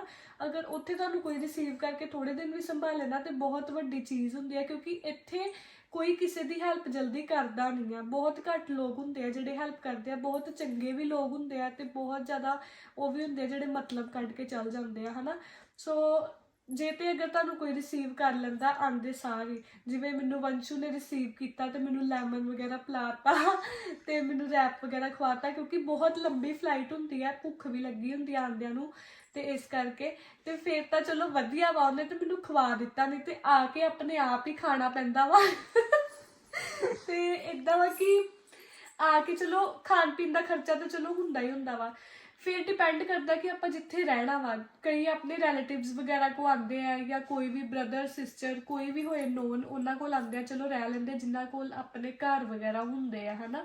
ਹੁਣ ਕਈ ਮੋਸਟਲੀ ਸਟੂਡੈਂਟਸ ਨੂੰ ਬੇਸਮੈਂਟ 'ਚ ਰਹਿਣਾ ਪੈਂਦਾ। ਹੁਣ ਮੈਂ ਖੁਦ ਵੀ ਵੰਸ਼ੂ ਕੋਲ ਥੋੜੇ ਦਿਨ ਰਹੀ ਸੀਗੀ, ਬਟ ਮੈਂ ਆਪਣੀ ਬੇਸਮੈਂਟ 'ਚ ਮੂਵ ਹੋ ਜਾਣਾ। ਸੋ ਜਿੱਥੇ ਆਪਾਂ ਮੂਵ ਹੋਣਾ ਉੱਥੇ ਇੱਦਾਂ ਵਾ ਕਿ ਮੋਸਟਲੀ ਬੇਸਮੈਂਟਸ 'ਚ ਨਾ ਸਿਕਿਉਰਿਟੀ ਰੱਖਦੇ ਆ, ਕੁਛ ਡਾਲਰ ਸਿਕਿਉਰਿਟੀ ਹੁੰਦੀ ਆ। ਜਦੋਂ ਆਪਾਂ ਉਧਰੋਂ ਦੀ ਮੂਵ ਹੋਣਾ ਹੁੰਦਾ, ਛੱਡਣੀ ਹੁੰਦੀ ਆ ਬੇਸਮੈਂਟ ਤੋਂ, ਸਿਕਿਉਰਿਟੀ ਸਾਨੂੰ ਵਾਪਸ ਮਿਲ ਜਾਂਦੀ ਆ। ਸਿਕਿਉਰਿਟੀ ਹੁੰਦੀ ਆ ਤੇ ਹੁੰਦਾ ਰੈਂਟ। ਹੁਣ ਜਿਹੜਾ ਰੈਂਟ ਆ ਉਹ ਵੀ ਡਿਪੈਂਡ ਕਰਦਾ ਵਾ ਏਰੀਆ ਟੂ ਏਰੀਆ ਜਿੱਥੇ ਰਹਿ ਰਹੇ ਹੋ ਹਨਾ। ਰੈਂਟ ਤਾਂ ਮੈਂ ਕੋਈ ਫਾਈਨਲ ਜੋ ਹੈਗਾ ਪ੍ਰਾਈਸ ਨਹੀਂ ਇੱਦਾਂ ਦੱਸ ਸਕਦੀ, ਉਹ ਡਿਪੈਂਡ ਕਰਦਾ। ਹੁਣ ਕਈ ਵਿੱਚ ਵਾਈਫਾਈ ਵਗੈਰਾ ਵੀ ਇੰਕਲੂਡ ਕਰਦੇ ਆ, ਲਾਂਡਰੀ ਵਗੈਰਾ ਵੀ ਇੰਕਲੂਡ ਹੁੰਦੀ ਹੈ, ਕਈਆਂ 'ਚ ਨਹੀਂ ਵੀ ਇੰਕਲੂਡ ਹੁੰਦੀ, ਸੋ ਉਹ ਤਾਂ ਡਿਪੈਂਡ ਕਰਦਾ। ਉਸ ਤੋਂ ਬਾਅਦ ਸਾਡੀ ਆਉਂਦੀ ਹੈ ਗਰੋਸਰੀ ਦਾ ਖਰਚਾ ਵੀ ਹੁੰਦਾ, ਕਿਉਂਕਿ ਉਹ ਤਾਂ ਆਪਾਂ ਕਰਨੀ ਆ। ਹੁਣ ਮੈਂ ਤਾਂ ਥੋੜੇ ਦਿਨ ਇੱਥੇ ਰਹਿ ਕੇ ਵੰਸ਼ੂ ਕੋ ਬਾਹਰ ਬੂਰ ਦਾ ਖਾ ਲਿਆ, ਮਤਲਬ ਫਾਸਟ ਫੂਡ ਤੇ ਪਰ ਚਲੋ ਘਰ ਦਾ ਵੀ ਰੋਟੀ ਸਬਜ਼ੀ ਕਰਨੀ ਹੁੰਦੀ ਆ। ਹੁਣ ਮੈਂ ਵੀ ਸ਼ਿਫਟ ਹੋ ਜਾਣਾ ਵਾ ਤੇ ਫਿਰ ਮੈਂ ਵੀ ਆਪੇ ਰੋਟੀ ਸਬਜ਼ੀ ਵਗੈਰਾ ਬਣਾਉਣੀ ਆ, ਸੋ ਗਰੋਸਰੀ ਤਾਂ ਮੇਨਲੀ ਕਰਨੀ ਹੀ ਹੁੰਦੀ ਆ। ਤੇ ਗਰੋਸਰੀ ਦਾ ਵੀ ਖਰਚਾ ਪਿਓਰਲੀ ਸਾਡੇ ਤੇ ਹੀ ਹੁੰਦਾ ਕਿ ਕਿੰਨਾ ਕੁ ਕਰਨਾ। ਹੁਣ ਕਈ ਤਾਂ ਸਿਰਫ ਨੋਰਮਲ ਸਮਾਨ ਜਿਵੇਂ ਸਬਜ਼ੀ ਹੋ ਗਈ, ਦਾਲਾਂ ਵਗੈਰਾ, ਆਟਾ ਵਗੈਰਾ। ਹੁਣ ਸਾਡੇ ਵਰਗਿਆਂ ਨੇ ਮੈਗੀ ਵਗੈਰਾ ਵੀ ਲੈਣੀ ਹੁੰਦੀ ਆ, ਮੈਗੀ ਪਾਸਤਾ ਆਪਣਾ ਜਿਹੜਾ ਇੱਦਾਂ ਦਾ ਸਮਾਨ ਆ, ਚਿਪਸ ਕੋਕ ਇੱਦਾਂ ਦਾ ਸਟੋਕ ਵੀ ਲੈਣਾ ਹੁੰਦਾ। ਸੋ ਗਰੋਸਰੀ ਦਾ ਵੀ ਡਿਪੈਂਡ ਕਰਦਾ ਵਾ ਆਪਣੇ ਤੇ ਹੀ ਖਰਚਾ। ਠੀਕ ਹੈ, ਰੈਂਟ ਹੋ ਗਿਆ, ਗਰੋਸਰੀ ਹੋ ਗਿਆ। ਫਿਰ ਆਪਾਂ ਜੋਬ ਤੇ ਜਾਣਾ, ਜਾਂ ਜੋਬ ਲੱਭਣੀ ਬਹੁਤ ਡਿਫਿਕਲਟ ਵੀ ਨਹੀਂ ਆ, ਲੱਭ ਵੀ ਜਾਂਦੀ ਆ। ਅਗਰ ਕੋਈ ਤੁਹਾਨੂੰ ਰੈਫਰ ਕਰਦੇ, ਰੈਫਰੈਂਸ ਚਾਹੀਦੀ ਹੁੰਦੀ ਆ, ਕਈਆਂ ਨੂੰ ਨਹੀਂ ਵੀ ਲੱਭਦੀ, 2-2 3-3 ਮਹੀਨੇ, ਕਈਆਂ ਨੂੰ 10 ਦਿਨਾਂ 'ਚ ਹੀ ਲੱਭ ਜਾਂਦੀ ਆ। ਮੈਨੂੰ ਤੇ ਹਾਲੇ ਤੱਕ ਨਹੀਂ ਲੱਭੀ, ਮੈਂ ਵੀ ਹਾਲੇ ਔਨ ਪ੍ਰੋਸੈਸ ਹੀ ਹੈਗੀ ਆ, ਲੱਭਦੀ ਪਈ ਆ ਇਸ ਕਰਕੇ। ਤੇ ਜੋਬ ਦਾ ਥੋੜ੍ਹਾ ਜਿਹਾ ਹੈਗਾ ਵਾ। ਉਸ ਤੋਂ ਬਾਅਦ ਆਪਾਂ ਬੱਸ ਤੇ ਆਣਾ ਜਾਣਾ ਹਨਾ, ਜੋਬ ਤੇ ਵੀ ਜਾਣਾ, ਕਾਲਜ ਵੀ ਜਾਣਾ। ਚਲੋ ਕਈਆਂ ਕੋ ਗੱਡੀਆਂ ਵੀ ਹੁੰਦੀਆਂ ਵਾ, ਰਿਲੇਟਿਵਸ ਹੁੰਦੇ ਆ, ਕਾਰ ਹੁੰਦੀ ਆ ਹਨਾ, ਤੇ ਉਹ ਤਾਂ ਜਾਂਦੇ ਆ। ਆਪਾਂ ਫਿਲਹਾਲ ਬੱਸਾਂ ਵਾਲੇ ਹੀ ਹੈਗੇ ਆ, ਤੇ ਜੋ ਸੱਚ ਆ ਉਹ ਸੱਚ ਆ, ਬੱਸ ਤੇ ਹੀ ਟਰੈਵਲ ਕਰਨਾ ਪੈਂਦਾ ਵਾ। ਤੇ ਕੋਈ ਗੱਲ ਨਹੀਂ, ਵੰਸ਼ੂ ਨੇ ਜਲਦੀ ਗੱਡੀ ਲੈ ਲੈਣੀ ਹੈ ਫਿਰ ਵੰਸ਼ੂ ਨਾਲ ਬਹਿ ਕੇ ਗੱਡੀ 'ਚ ਜਾਇਆ ਕਰਾਂਗੇ। ਵੰਸ਼ੂ ਨੇ ਮੈਨੂੰ ਕਾਲਜ ਵੀ ਡ੍ਰੌਪ ਕਰ ਦਿਆ ਕਰਨਾ, ਕੰਮ ਤੇ ਵੀ ਆਪ ਵੰਸ਼ੂ ਨੇ ਛੁੱਟੀਆਂ ਮਾਰ ਕੇ ਬਹਿ ਜਾਣਾ ਵਾ, ਹਨਾ ਵੰਸ਼ੂ? ਹਾਂਜੀ ਹਾਂਜੀ। ਕਹਿੰਦਾ ਹਾਂਜੀ। ਸੋ ਮੈਨੂੰ ਤੇ ਆਫਰ ਮਿਲ ਗਈ ਹੈ ਗੱਡੀ ਵਾਲੀ। ਨਹੀਂ ਨਹੀਂ ਯਾਰ, ਮੈਂ ਮਜ਼ਾਕ ਕਰ ਰਹੀ ਹਾਂ। ਮਤਲਬ ਕਈ ਸਟੂਡੈਂਟਸ ਵਿਚਾਰੇ ਆਂਦੇ, ਹੁਣ ਆਂਦੇ ਗੱਡੀ ਲੈਣਾ ਬਹੁਤ ਡਿਫਿਕਲਟ ਹੈਗਾ ਵਾ, ਪੋਸੀਬਲ ਨਹੀਂ ਹੁੰਦਾ, ਕਿਉਂਕਿ ਉਸ ਟਾਈਮ ਆਪਾਂ ਨੂੰ ਹੁੰਦਾ ਕਿ ਰੈਂਟ, ਗਰੋਸਰੀ ਵਗੈਰਾ ਕੱਢਣੀ ਹੈ, ਇੱਥੇ ਆ ਕੇ ਖਰਚੇ ਹੁੰਦੇ ਹੀ ਹੁੰਦੇ ਆ, ਇਸ ਕਰਕੇ। ਸੋ ਉਹਦਾ ਵੀ ਥੋੜਾ ਬਹੁਤ, ਉਹਦਾ ਚਲੋ ਸਾਡਾ ਪਾਸ ਵਗੈਰਾ ਬਣ ਜਾਂਦਾ ਵਾ, ਤੇ ਉਹ 1 ਮੰਥ ਬਾਅਦ ਮੰਥਲੀ ਟੂ ਮੰਥਲੀ ਉਹਨੂੰ ਰੀਚਾਰਜ ਕਰਾਉਣਾ ਪੈਂਦਾ ਵਾ, ਇਸ ਕਰਕੇ। ਬਾਕੀ ਇੱਦਾਂ ਕਿ ਥੋੜਾ ਡਿਫਿਕਲਟ ਵੀ ਲੱਗਦਾ, ਆਂਦੇ ਸਾਰੀ ਲੱਗਦਾ ਹੈ ਡਿਫਿਕਲਟ, ਮਤਲਬ ਮੈਂ ਇਹ ਨਹੀਂ ਕਹਿੰਦੀ, ਮੈਨੂੰ ਤਾਂ ਬਹੁਤ ਜ਼ਿਆਦਾ ਡਿਫਿਕਲਟ ਲੱਗਦਾ ਪਿਆ, ਕਿਉਂਕਿ ਫੈਮਿਲੀ ਨੂੰ ਪਿੱਛੇ ਛੱਡ ਕੇ ਆਣਾ, ਯਾਦ ਬੜੀ ਆਉਂਦੀ ਆ ਉਹਨਾਂ ਦੀ, ਕਿਉਂਕਿ ਇੱਥੇ ਸਟੱਡੀ ਵੀ ਖੁਦ ਕਰਨੀ ਆ, ਫਿਰ ਜੋਬ ਵੀ ਕਰਨੀ ਆ, ਫਿਰ ਰੋਟੀ ਪਾਣੀ ਦਾ ਵੀ ਆਪ ਹੀ ਕਰਨਾ ਵਾ। ਸੋ ਸਭ ਕੁਝ ਆਪਣਾ ਆਪ ਹੀ ਕਰਨਾ ਪੈਂਦਾ ਵਾ। ਕੋਈ ਮਤਲਬ ਹੈਲਪ ਵਗੈਰਾ ਵੀ ਇੱਥੇ ਕਈ ਕਰਦੇ ਆ, ਕਈ ਨਹੀਂ। ਮੇਰੀ ਵੰਸ਼ੂ ਨੇ ਬਹੁਤ ਜ਼ਿਆਦਾ ਹੈਲਪ ਕੀਤੀ ਆ ਹਰ ਇੱਕ ਚੀਜ਼ 'ਚ। ਮੈਂ ਅਕਾਊਂਟ ਵਗੈਰਾ ਵੀ ਕਰਾਇਆ, ਜੋ ਵੀ ਮੇਰਾ ਕੰਮ ਸੀ ਮੇਰੇ ਨਾਲ ਗਿਆ। ਪਰ ਕਈ ਉਹ ਵੀ ਹੁੰਦੇ ਆ ਜਿਨ੍ਹਾਂ ਕੋਲ ਹੈਲਪ ਕਰਨ ਵਾਲਾ ਕੋਈ ਨਹੀਂ ਹੁੰਦਾ, ਉਹਨਾਂ ਨੂੰ ਇਕੱਲੇ ਹੀ ਸਟਰਗਲ ਕਰਨੀ ਪੈਂਦੀ ਆ, ਹਨਾ। ਬਟ ਕੋਈ ਟੈਨਸ਼ਨ ਵਾਲੀ ਗੱਲ ਨਹੀਂ ਹੁੰਦੀ, ਹੋ ਜਾਂਦਾ ਸਭ ਕੁਝ। ਸਟਾਰਟਿੰਗ 'ਚ ਤਾਂ ਸਮਝ ਨਹੀਂ ਆਉਂਦਾ, ਜਿੱਦਾਂ ਮੈਨੂੰ ਹਲੇ ਤੱਕ ਬੱਸਿਸ ਦੇ ਰੂਟ ਨਹੀਂ ਸਮਝ ਆਉਂਦੇ ਕਿ ਕਿੱਦਾਂ ਜਾਣਾ ਕਿੱਦਾਂ ਨਹੀਂ, ਮੈਂ ਆਪਣੇ ਕਾਲਜ ਕਿੱਦਾਂ ਜਾਣਾ ਵਾ, ਕਿਹੜੀ ਬੱਸ ਹੈ ਕਿਹੜੀ ਨਹੀਂ, ਉਹ ਵੀ ਗੂਗਲ ਮੈਪਸ ਹੁੰਦੇ ਆ, ਉੱਥੇ ਸਾਰਾ ਕੁਝ ਪਤਾ ਲੱਗ ਜਾਂਦਾ ਵਾ। ਅੱਜ ਹੀ ਮੈਂ ਵੰਸ਼ੂ ਕੋਲੋਂ ਸਿੱਖਿਆ, ਉੱਥੇ ਬੱਸ ਦਾ ਜਿਹੜਾ ਨੰਬਰ ਹੁੰਦਾ ਉਹ ਵੀ ਆ ਜਾਂਦਾ, ਜਿਹੜੇ ਉਹਦੇ ਸਟੋਪ ਹੈਗੇ ਉਹਦੇ ਵੀ ਨੇਮਸ ਆ ਜਾਂਦੇ ਆ। ਸੋ ਸਭ ਕੁਝ ਮੈਂਸ਼ਨ ਹੁੰਦਾ ਵਾ। ਤੇ ਸ਼ੁਰੂ 'ਚ ਟੈਨਸ਼ਨ ਤਾਂ ਬਹੁਤ ਹੁੰਦੀ ਆ, ਮੈਨੂੰ ਵੀ ਬਹੁਤ ਜ਼ਿਆਦਾ, ਹੁਣ ਵੀ ਹੈਗੀ ਆ, ਪਰ ਆਪਣੇ ਆਪ ਹੀ ਮੈਨੇਜ ਹੋ ਜਾਂਦਾ ਵਾ। ਸੋ ਇਹ ਜਿਸ ਤਰ੍ਹਾਂ ਤਕਰੀਬਨ ਮੈਂ ਤੁਹਾਨੂੰ ਜਿਹੜੀਆਂ ਮੇਨ ਗੱਲਾਂ ਸੀ ਉਹ ਦੱਸ ਹੀ ਦਿੱਤੀਆਂ। ਤੇ ਮਤਲਬ ਆਪਣੇ ਡਾਕੂਮੈਂਟ ਪੂਰੇ ਹੋਣ, ਰਿਟਰਨਾਂ ਵਗੈਰਾ ਭਰੀਆਂ ਹੋਣ ਬੈਂਕ ਦੀਆਂ, ਇਹ ਚੀਜ਼ਾਂ ਜ਼ਰੂਰੀ ਹੈ। ਬੈਂਕ ਬੈਲੈਂਸ ਵੀ ਮੇਨਟੇਨ ਕਰਨਾ ਜ਼ਰੂਰੀ ਹੈਗਾ ਵਾ। ਜਿਹੜੇ ਐਕਸਪੈਂਸਿਸ ਆ ਉਹ ਵੀ ਮੈਂ ਤੁਹਾਨੂੰ ਦੱਸ ਦਿੱਤੇ, fee, GIC, embassy fee, biometric, medical, ਤੇ ਬਾਕੀ ਕਈ ਕਾਲਜਿਸ ਹੁੰਦੇ ਆ ਜਿਨ੍ਹਾਂ ਦੀ ਆਫਰ ਲੈਟਰ ਦੀ ਵੀ ਫੀਸ ਹੁੰਦੀ ਆ, ਸੋ ਉੱਥੇ ਆਫਰ ਲੈਟਰ ਦੀ ਫੀਸ ਵੀ ਦੇਣੀ ਪੈਂਦੀ ਹੈ। ਕਈ ਹੁੰਦੇ ਆ ਜਿਨ੍ਹਾਂ ਦੀ ਆਫਰ ਲੈਟਰ ਦੀ ਕੋਈ ਫੀਸ ਨਹੀਂ ਹੁੰਦੀ। ਕਈ ਏਜੰਟਸ ਹੁੰਦੇ ਆ ਜਿਨ੍ਹਾਂ ਦੀ ਫੀਸ ਹੁੰਦੀ ਹੈ, ਕਈਆਂ ਦੀ ਨਹੀਂ ਹੁੰਦੀ, ਸੋ ਉਹ ਵੀ ਡਿਪੈਂਡ ਕਰਦਾ। ਫਿਰ ਸ਼ਾਪਿੰਗ ਉਹ ਤੁਹਾਡੇ ਤੇ ਆ, ਟਿਕਟ ਜੋ ਵੀ ਉਸ ਟਾਈਮ ਰੇਟ ਹੋਊਗਾ। ਇੱਥੇ ਆ ਕੇ ਵੀ ਐਕਸਪੈਂਸਿਸ ਮੈਂ ਤੁਹਾਨੂੰ ਦੱਸ ਦਿੱਤੇ, ਤੇ ਉਹ ਵੀ ਦੱਸ ਦਿੱਤਾ ਜੋ ਮੇਨ ਜਿਹੜੇ ਸਾਡੇ ਕੰਮ ਹੁੰਦੇ ਆ ਉਹ ਕਰਵਾਉਣੇ ਹੁੰਦੇ ਆ। ਇੱਥੇ ਆ ਕੇ ਕਈਆਂ ਦਾ ਸ਼ਾਪਿੰਗ ਕਰਨ ਨੂੰ ਵੀ ਬਹੁਤ ਮਨ ਕਰਦਾ ਵਾ, ਮੈਂ ਉੱਧਰੋਂ ਦੀ ਸ਼ਾਪਿੰਗ ਕਰਕੇ ਆਈ ਹਾਂ, ਬਟ ਸਟਿਲ ਜਦੋਂ ਮੈਂ ਇੱਥੇ ਕਿਤੇ ਜਾਂਦੀ ਹਾਂ, ਮੈਂ ਕੱਪੜੇ ਦੇਖਦੀ ਹਾਂ ਤੇ ਬਹੁਤ ਸੋਹਣੇ ਕੱਪੜੇ ਹੈਗੇ ਆ। ਇੱਥੇ ਆ ਕੇ ਵੀ ਸ਼ਾਪਿੰਗ ਕਰਨ ਨੂੰ ਮਨ ਕਰ ਜਾਂਦਾ ਵਾ। ਸੋ ਉਹ ਵੀ ਸਾਡੇ ਤੇ ਡਿਪੈਂਡ ਕਰਦਾ ਵਾ, ਅਗਰ ਤਾਂ ਸ਼ਾਪਿੰਗ ਕਰਨੀ ਆ ਤੇ ਕਰ ਲਓ, ਨਹੀਂ ਕਰਨੀ ਤੇ ਉਹ ਵੀ ਤੁਹਾਡੇ ਤੇ ਡਿਪੈਂਡ ਆ। ਹੁਣ ਮੈਂ ਤੇ ਗਈ ਸੀਗੀ, 70% ਆਫ ਲੱਗੀ ਸੀ ਉਸ ਦਿਨ, ਬਟ ਉੱਥੇ ਨਾ ਸਮਰਸ ਦੇ ਕੱਪੜੇ ਹੀ, ਸੋ ਵਿੰਟਰਸ ਦੇ ਜ਼ਿਆਦਾਤਰ ਜ਼ਰੂਰਤ ਪੈਂਦੀ ਹੈ ਤਾਂ ਕਰਕੇ। ਤੇ ਇੱਕ ਹੋਰ ਚੀਜ਼ ਮੇਰੇ ਕੋਲੋਂ ਇੱਕ ਗਲਤੀ ਹੋ ਗਈ ਹੈ ਕਿ ਮੈਂ ਨਾ ਵਿੰਟਰਸ ਦੇ ਜ਼ਿਆਦਾਤਰ ਕੱਪੜੇ ਲੈ ਆਈ ਹਾਂ। ਇੱਥੇ ਕੀ ਹੈ ਕਿ ਇੱਥੇ ਅੰਦਰ ਨਾ ਪੂਰੇ ਪ੍ਰੀ ਹੀਟਡ ਹੁੰਦੇ ਆ ਘਰ, ਸੋ ਅੰਦਰ ਹੁਣ ਵੀ ਮੈਂ ਹਾਫ ਬਾਜੂ ਦੀ ਟੀ-ਸ਼ਰਟ ਵੇਅਰ ਕੀਤੀ ਹੋਈ ਆ, ਅੰਦਰ ਤਾਂ ਗਰਮੀ ਹੁੰਦੀ ਆ, ਸੋ ਹਾਫ ਬਾਜੂ ਦੇ ਕੱਪੜੇ ਵੀ ਲਿਆਉਣੇ ਪੈਂਦੇ ਆ, ਥੋੜੇ ਬਹੁਤ ਗਰਮੀਆਂ ਦੇ ਵੀ। ਮੈਂ ਗਰਮੀਆਂ ਦੇ ਇੰਨੇ ਨਹੀਂ ਲਿਆਈ, ਮੈਂ ਜ਼ਿਆਦਾ ਵਿੰਟਰਸ ਦੇ ਲਿਆਈ ਆ। ਵਿੰਟਰਸ ਦੇ ਮੇਨਲੀ ਪੈਂਦੇ ਜਦੋਂ ਆਪਾਂ ਘਰੋਂ ਬਾਹਰ ਨਿਕਲਣਾ, ਉਦੋਂ।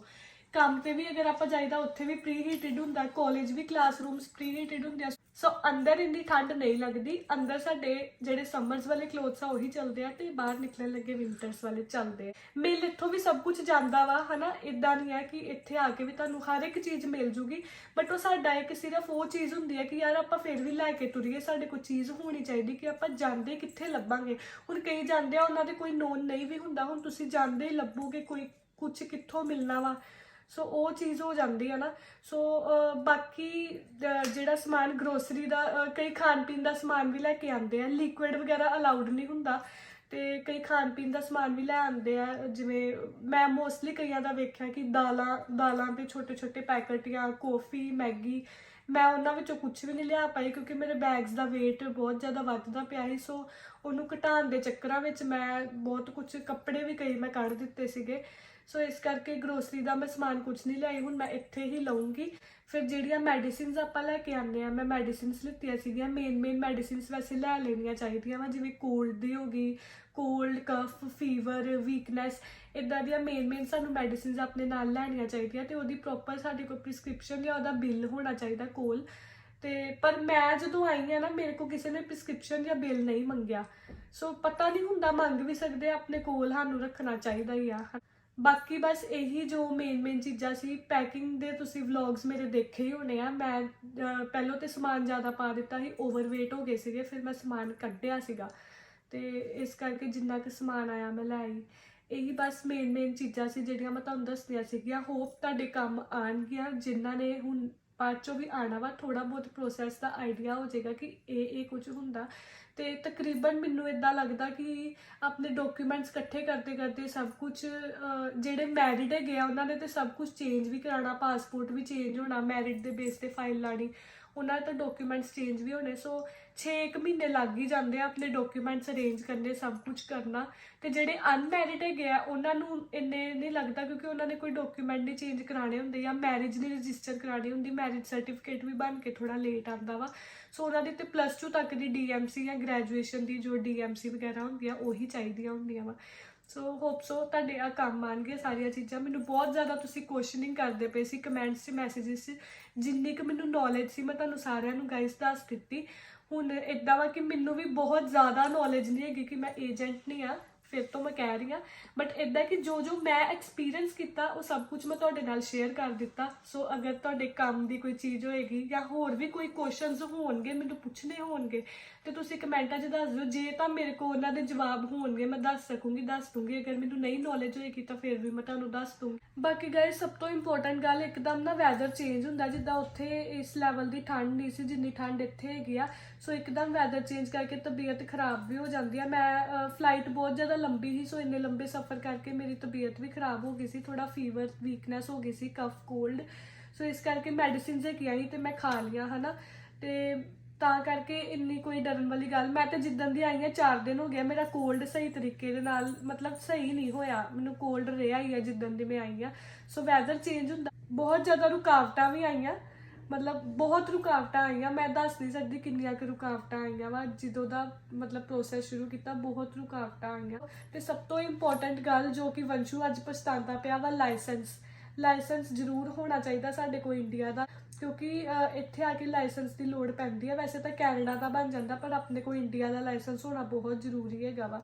ਬਾਕੀ ਵਾਹਿਗੁਰੂ ਜੀ ਸਾਰਿਆਂ ਤੇ ਮਿਹਰ ਕਰਨ, ਜਿਨ੍ਹਾਂ ਦਾ ਡ੍ਰੀਮ ਹੈਗਾ ਉਹ ਪੂਰਾ ਹੋਵੇ। ਡਿਫਿਕਲਟ ਤਾਂ ਬਹੁਤ ਹੁੰਦਾ ਇੱਦਾਂ ਫੈਮਿਲੀ ਨੂੰ ਸਾਰਿਆਂ ਨੂੰ ਛੱਡ ਕੇ ਆਉਣਾ, ਬਟ ਫਿਰ ਵੀ ਜਿਨ੍ਹਾਂ ਦਾ ਡ੍ਰੀਮ ਹੈ ਕਿ ਜਿਨ੍ਹਾਂ ਨੇ ਆਉਣਾ, ਵਾਹਿਗੁਰੂ ਮਿਹਰ ਕਰਨ ਸਾਰਿਆਂ ਦਾ ਪੂਰਾ ਹੋਏ। ਤੇ ਬਾਕੀ thank you so much RNS academy, Anil sir, ਜਿਨ੍ਹਾਂ ਨੇ ਮੇਰਾ ਸਾਰਾ ਇਹ ਮਤਲਬ ਫਾਈਲਿੰਗ ਦਾ ਪ੍ਰੋਸੈਸ ਕੀਤਾ ਤੇ ਬਹੁਤ ਹੀ ਵਧੀਆ ਤਰੀਕੇ ਕੀਤਾ। ਮੈਨੂੰ ਆਪਣੀ ਸਿਸਟਰ ਮੰਨ ਕੇ ਕੀਤਾ, ਐਜ਼ ਅ ਕਲਾਇੰਟ ਨਹੀਂ ਮੇਰੇ ਨਾਲ ਉਹਨਾਂ ਨੇ ਡੀਲ ਕੀਤਾ, ਐਜ਼ ਅ ਜਿਵੇਂ ਫੈਮਿਲੀ, ਜਿਵੇਂ ਆਪਣੀ ਸਿਸਟਰ ਹੁੰਦੀ ਆ ਨਾ, ਉੱਦਾਂ ਉਹਨਾਂ ਨੇ ਮੇਰੇ ਨਾਲ ਡੀਲ ਕੀਤਾ।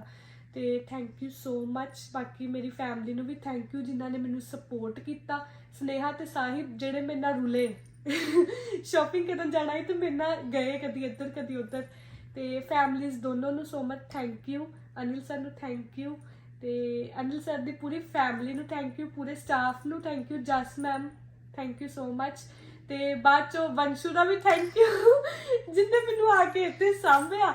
ਅੱਜ ਅੱਗੇ ਮੈਂ ਨਾ ਉੱਚੀ ਹੱਸਦੀ ਪਈ ਤੇ ਮੈਨੂੰ ਕਹਿੰਦਾ ਇੱਥੇ ਇਦਾਂ ਨਾ ਹੱਸੋ, ਤੁਹਾਨੂੰ ਤੇ ਇਹਨਾਂ ਨੇ ਕੱਢਣਾ ਨਾਲ ਮੈਨੂੰ ਵੀ ਕੱਢ ਦੇਣਾ ਵਾ।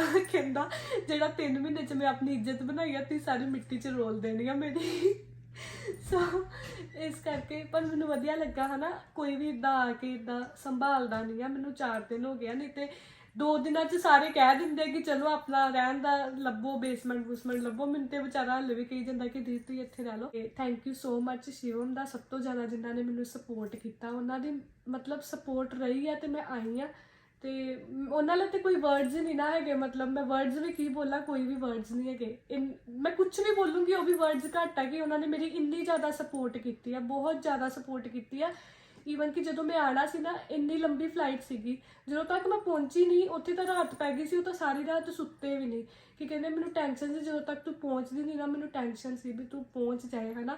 ਤੇ ਉਹਨਾਂ ਲਈ ਤੇ ਮੈਂ ਜਿੰਨੇ ਵਰਡਸ ਬੋਲਾਂ ਉਨੇ ਹੀ ਘੱਟ ਆ। ਸੋ ਮੈਂ ਕਿੰਨਾ ਕੁ ਬੋਲਾਂ। ਸੋ ਸਾਰਿਆਂ ਦਾ ਥੈਂਕ ਯੂ। ਤੇ ਮੇਰਾ ਵੀ ਡ੍ਰੀਮ ਪੂਰਾ ਹੋਇਆ, ਤੁਹਾਡਾ ਸਾਰਿਆਂ ਦਾ ਵੀ ਇੱਦਾਂ ਹੀ ਡ੍ਰੀਮ ਪੂਰਾ ਹੋਵੇ। ਤੇ ਇਸ ਵਲੌਗ ਦਾ ਆਪਾਂ ਇੱਥੇ ਹੀ ਐਂਡ ਕਰ ਦਿੰਦੇ ਆ। ਜੇ ਤੁਹਾਨੂੰ ਸਾਰਿਆਂ ਨੂੰ ਵਧੀਆ ਲੱਗਾ ਹੋਏ, ਲਾਈਕ ਕਮੈਂਟ ਸ਼ੇਅਰ ਜ਼ਰੂਰ ਕਰਿਓ, ਤੇ ਚੈਨਲ ਨੂੰ ਸਬਸਕ੍ਰਾਈਬ ਵੀ। ਤੇ ਕੱਲ ਹੁਣ ਮੈਂ ਆਪਣੀ ਗਰੋਸਰੀ ਮੈਂ ਕੱਲ ਕਰਨੀ ਹੈ, ਤੇ ਸ਼ਿਫਟ ਵੀ ਮੈਂ ਹੋ ਜਾਣਾ, ਤੇ ਨੈਕਸਟ ਵਲੌਗ ਤੁਹਾਨੂੰ ਉਹਦਾ ਆਏਗਾ। ਬਾਏ।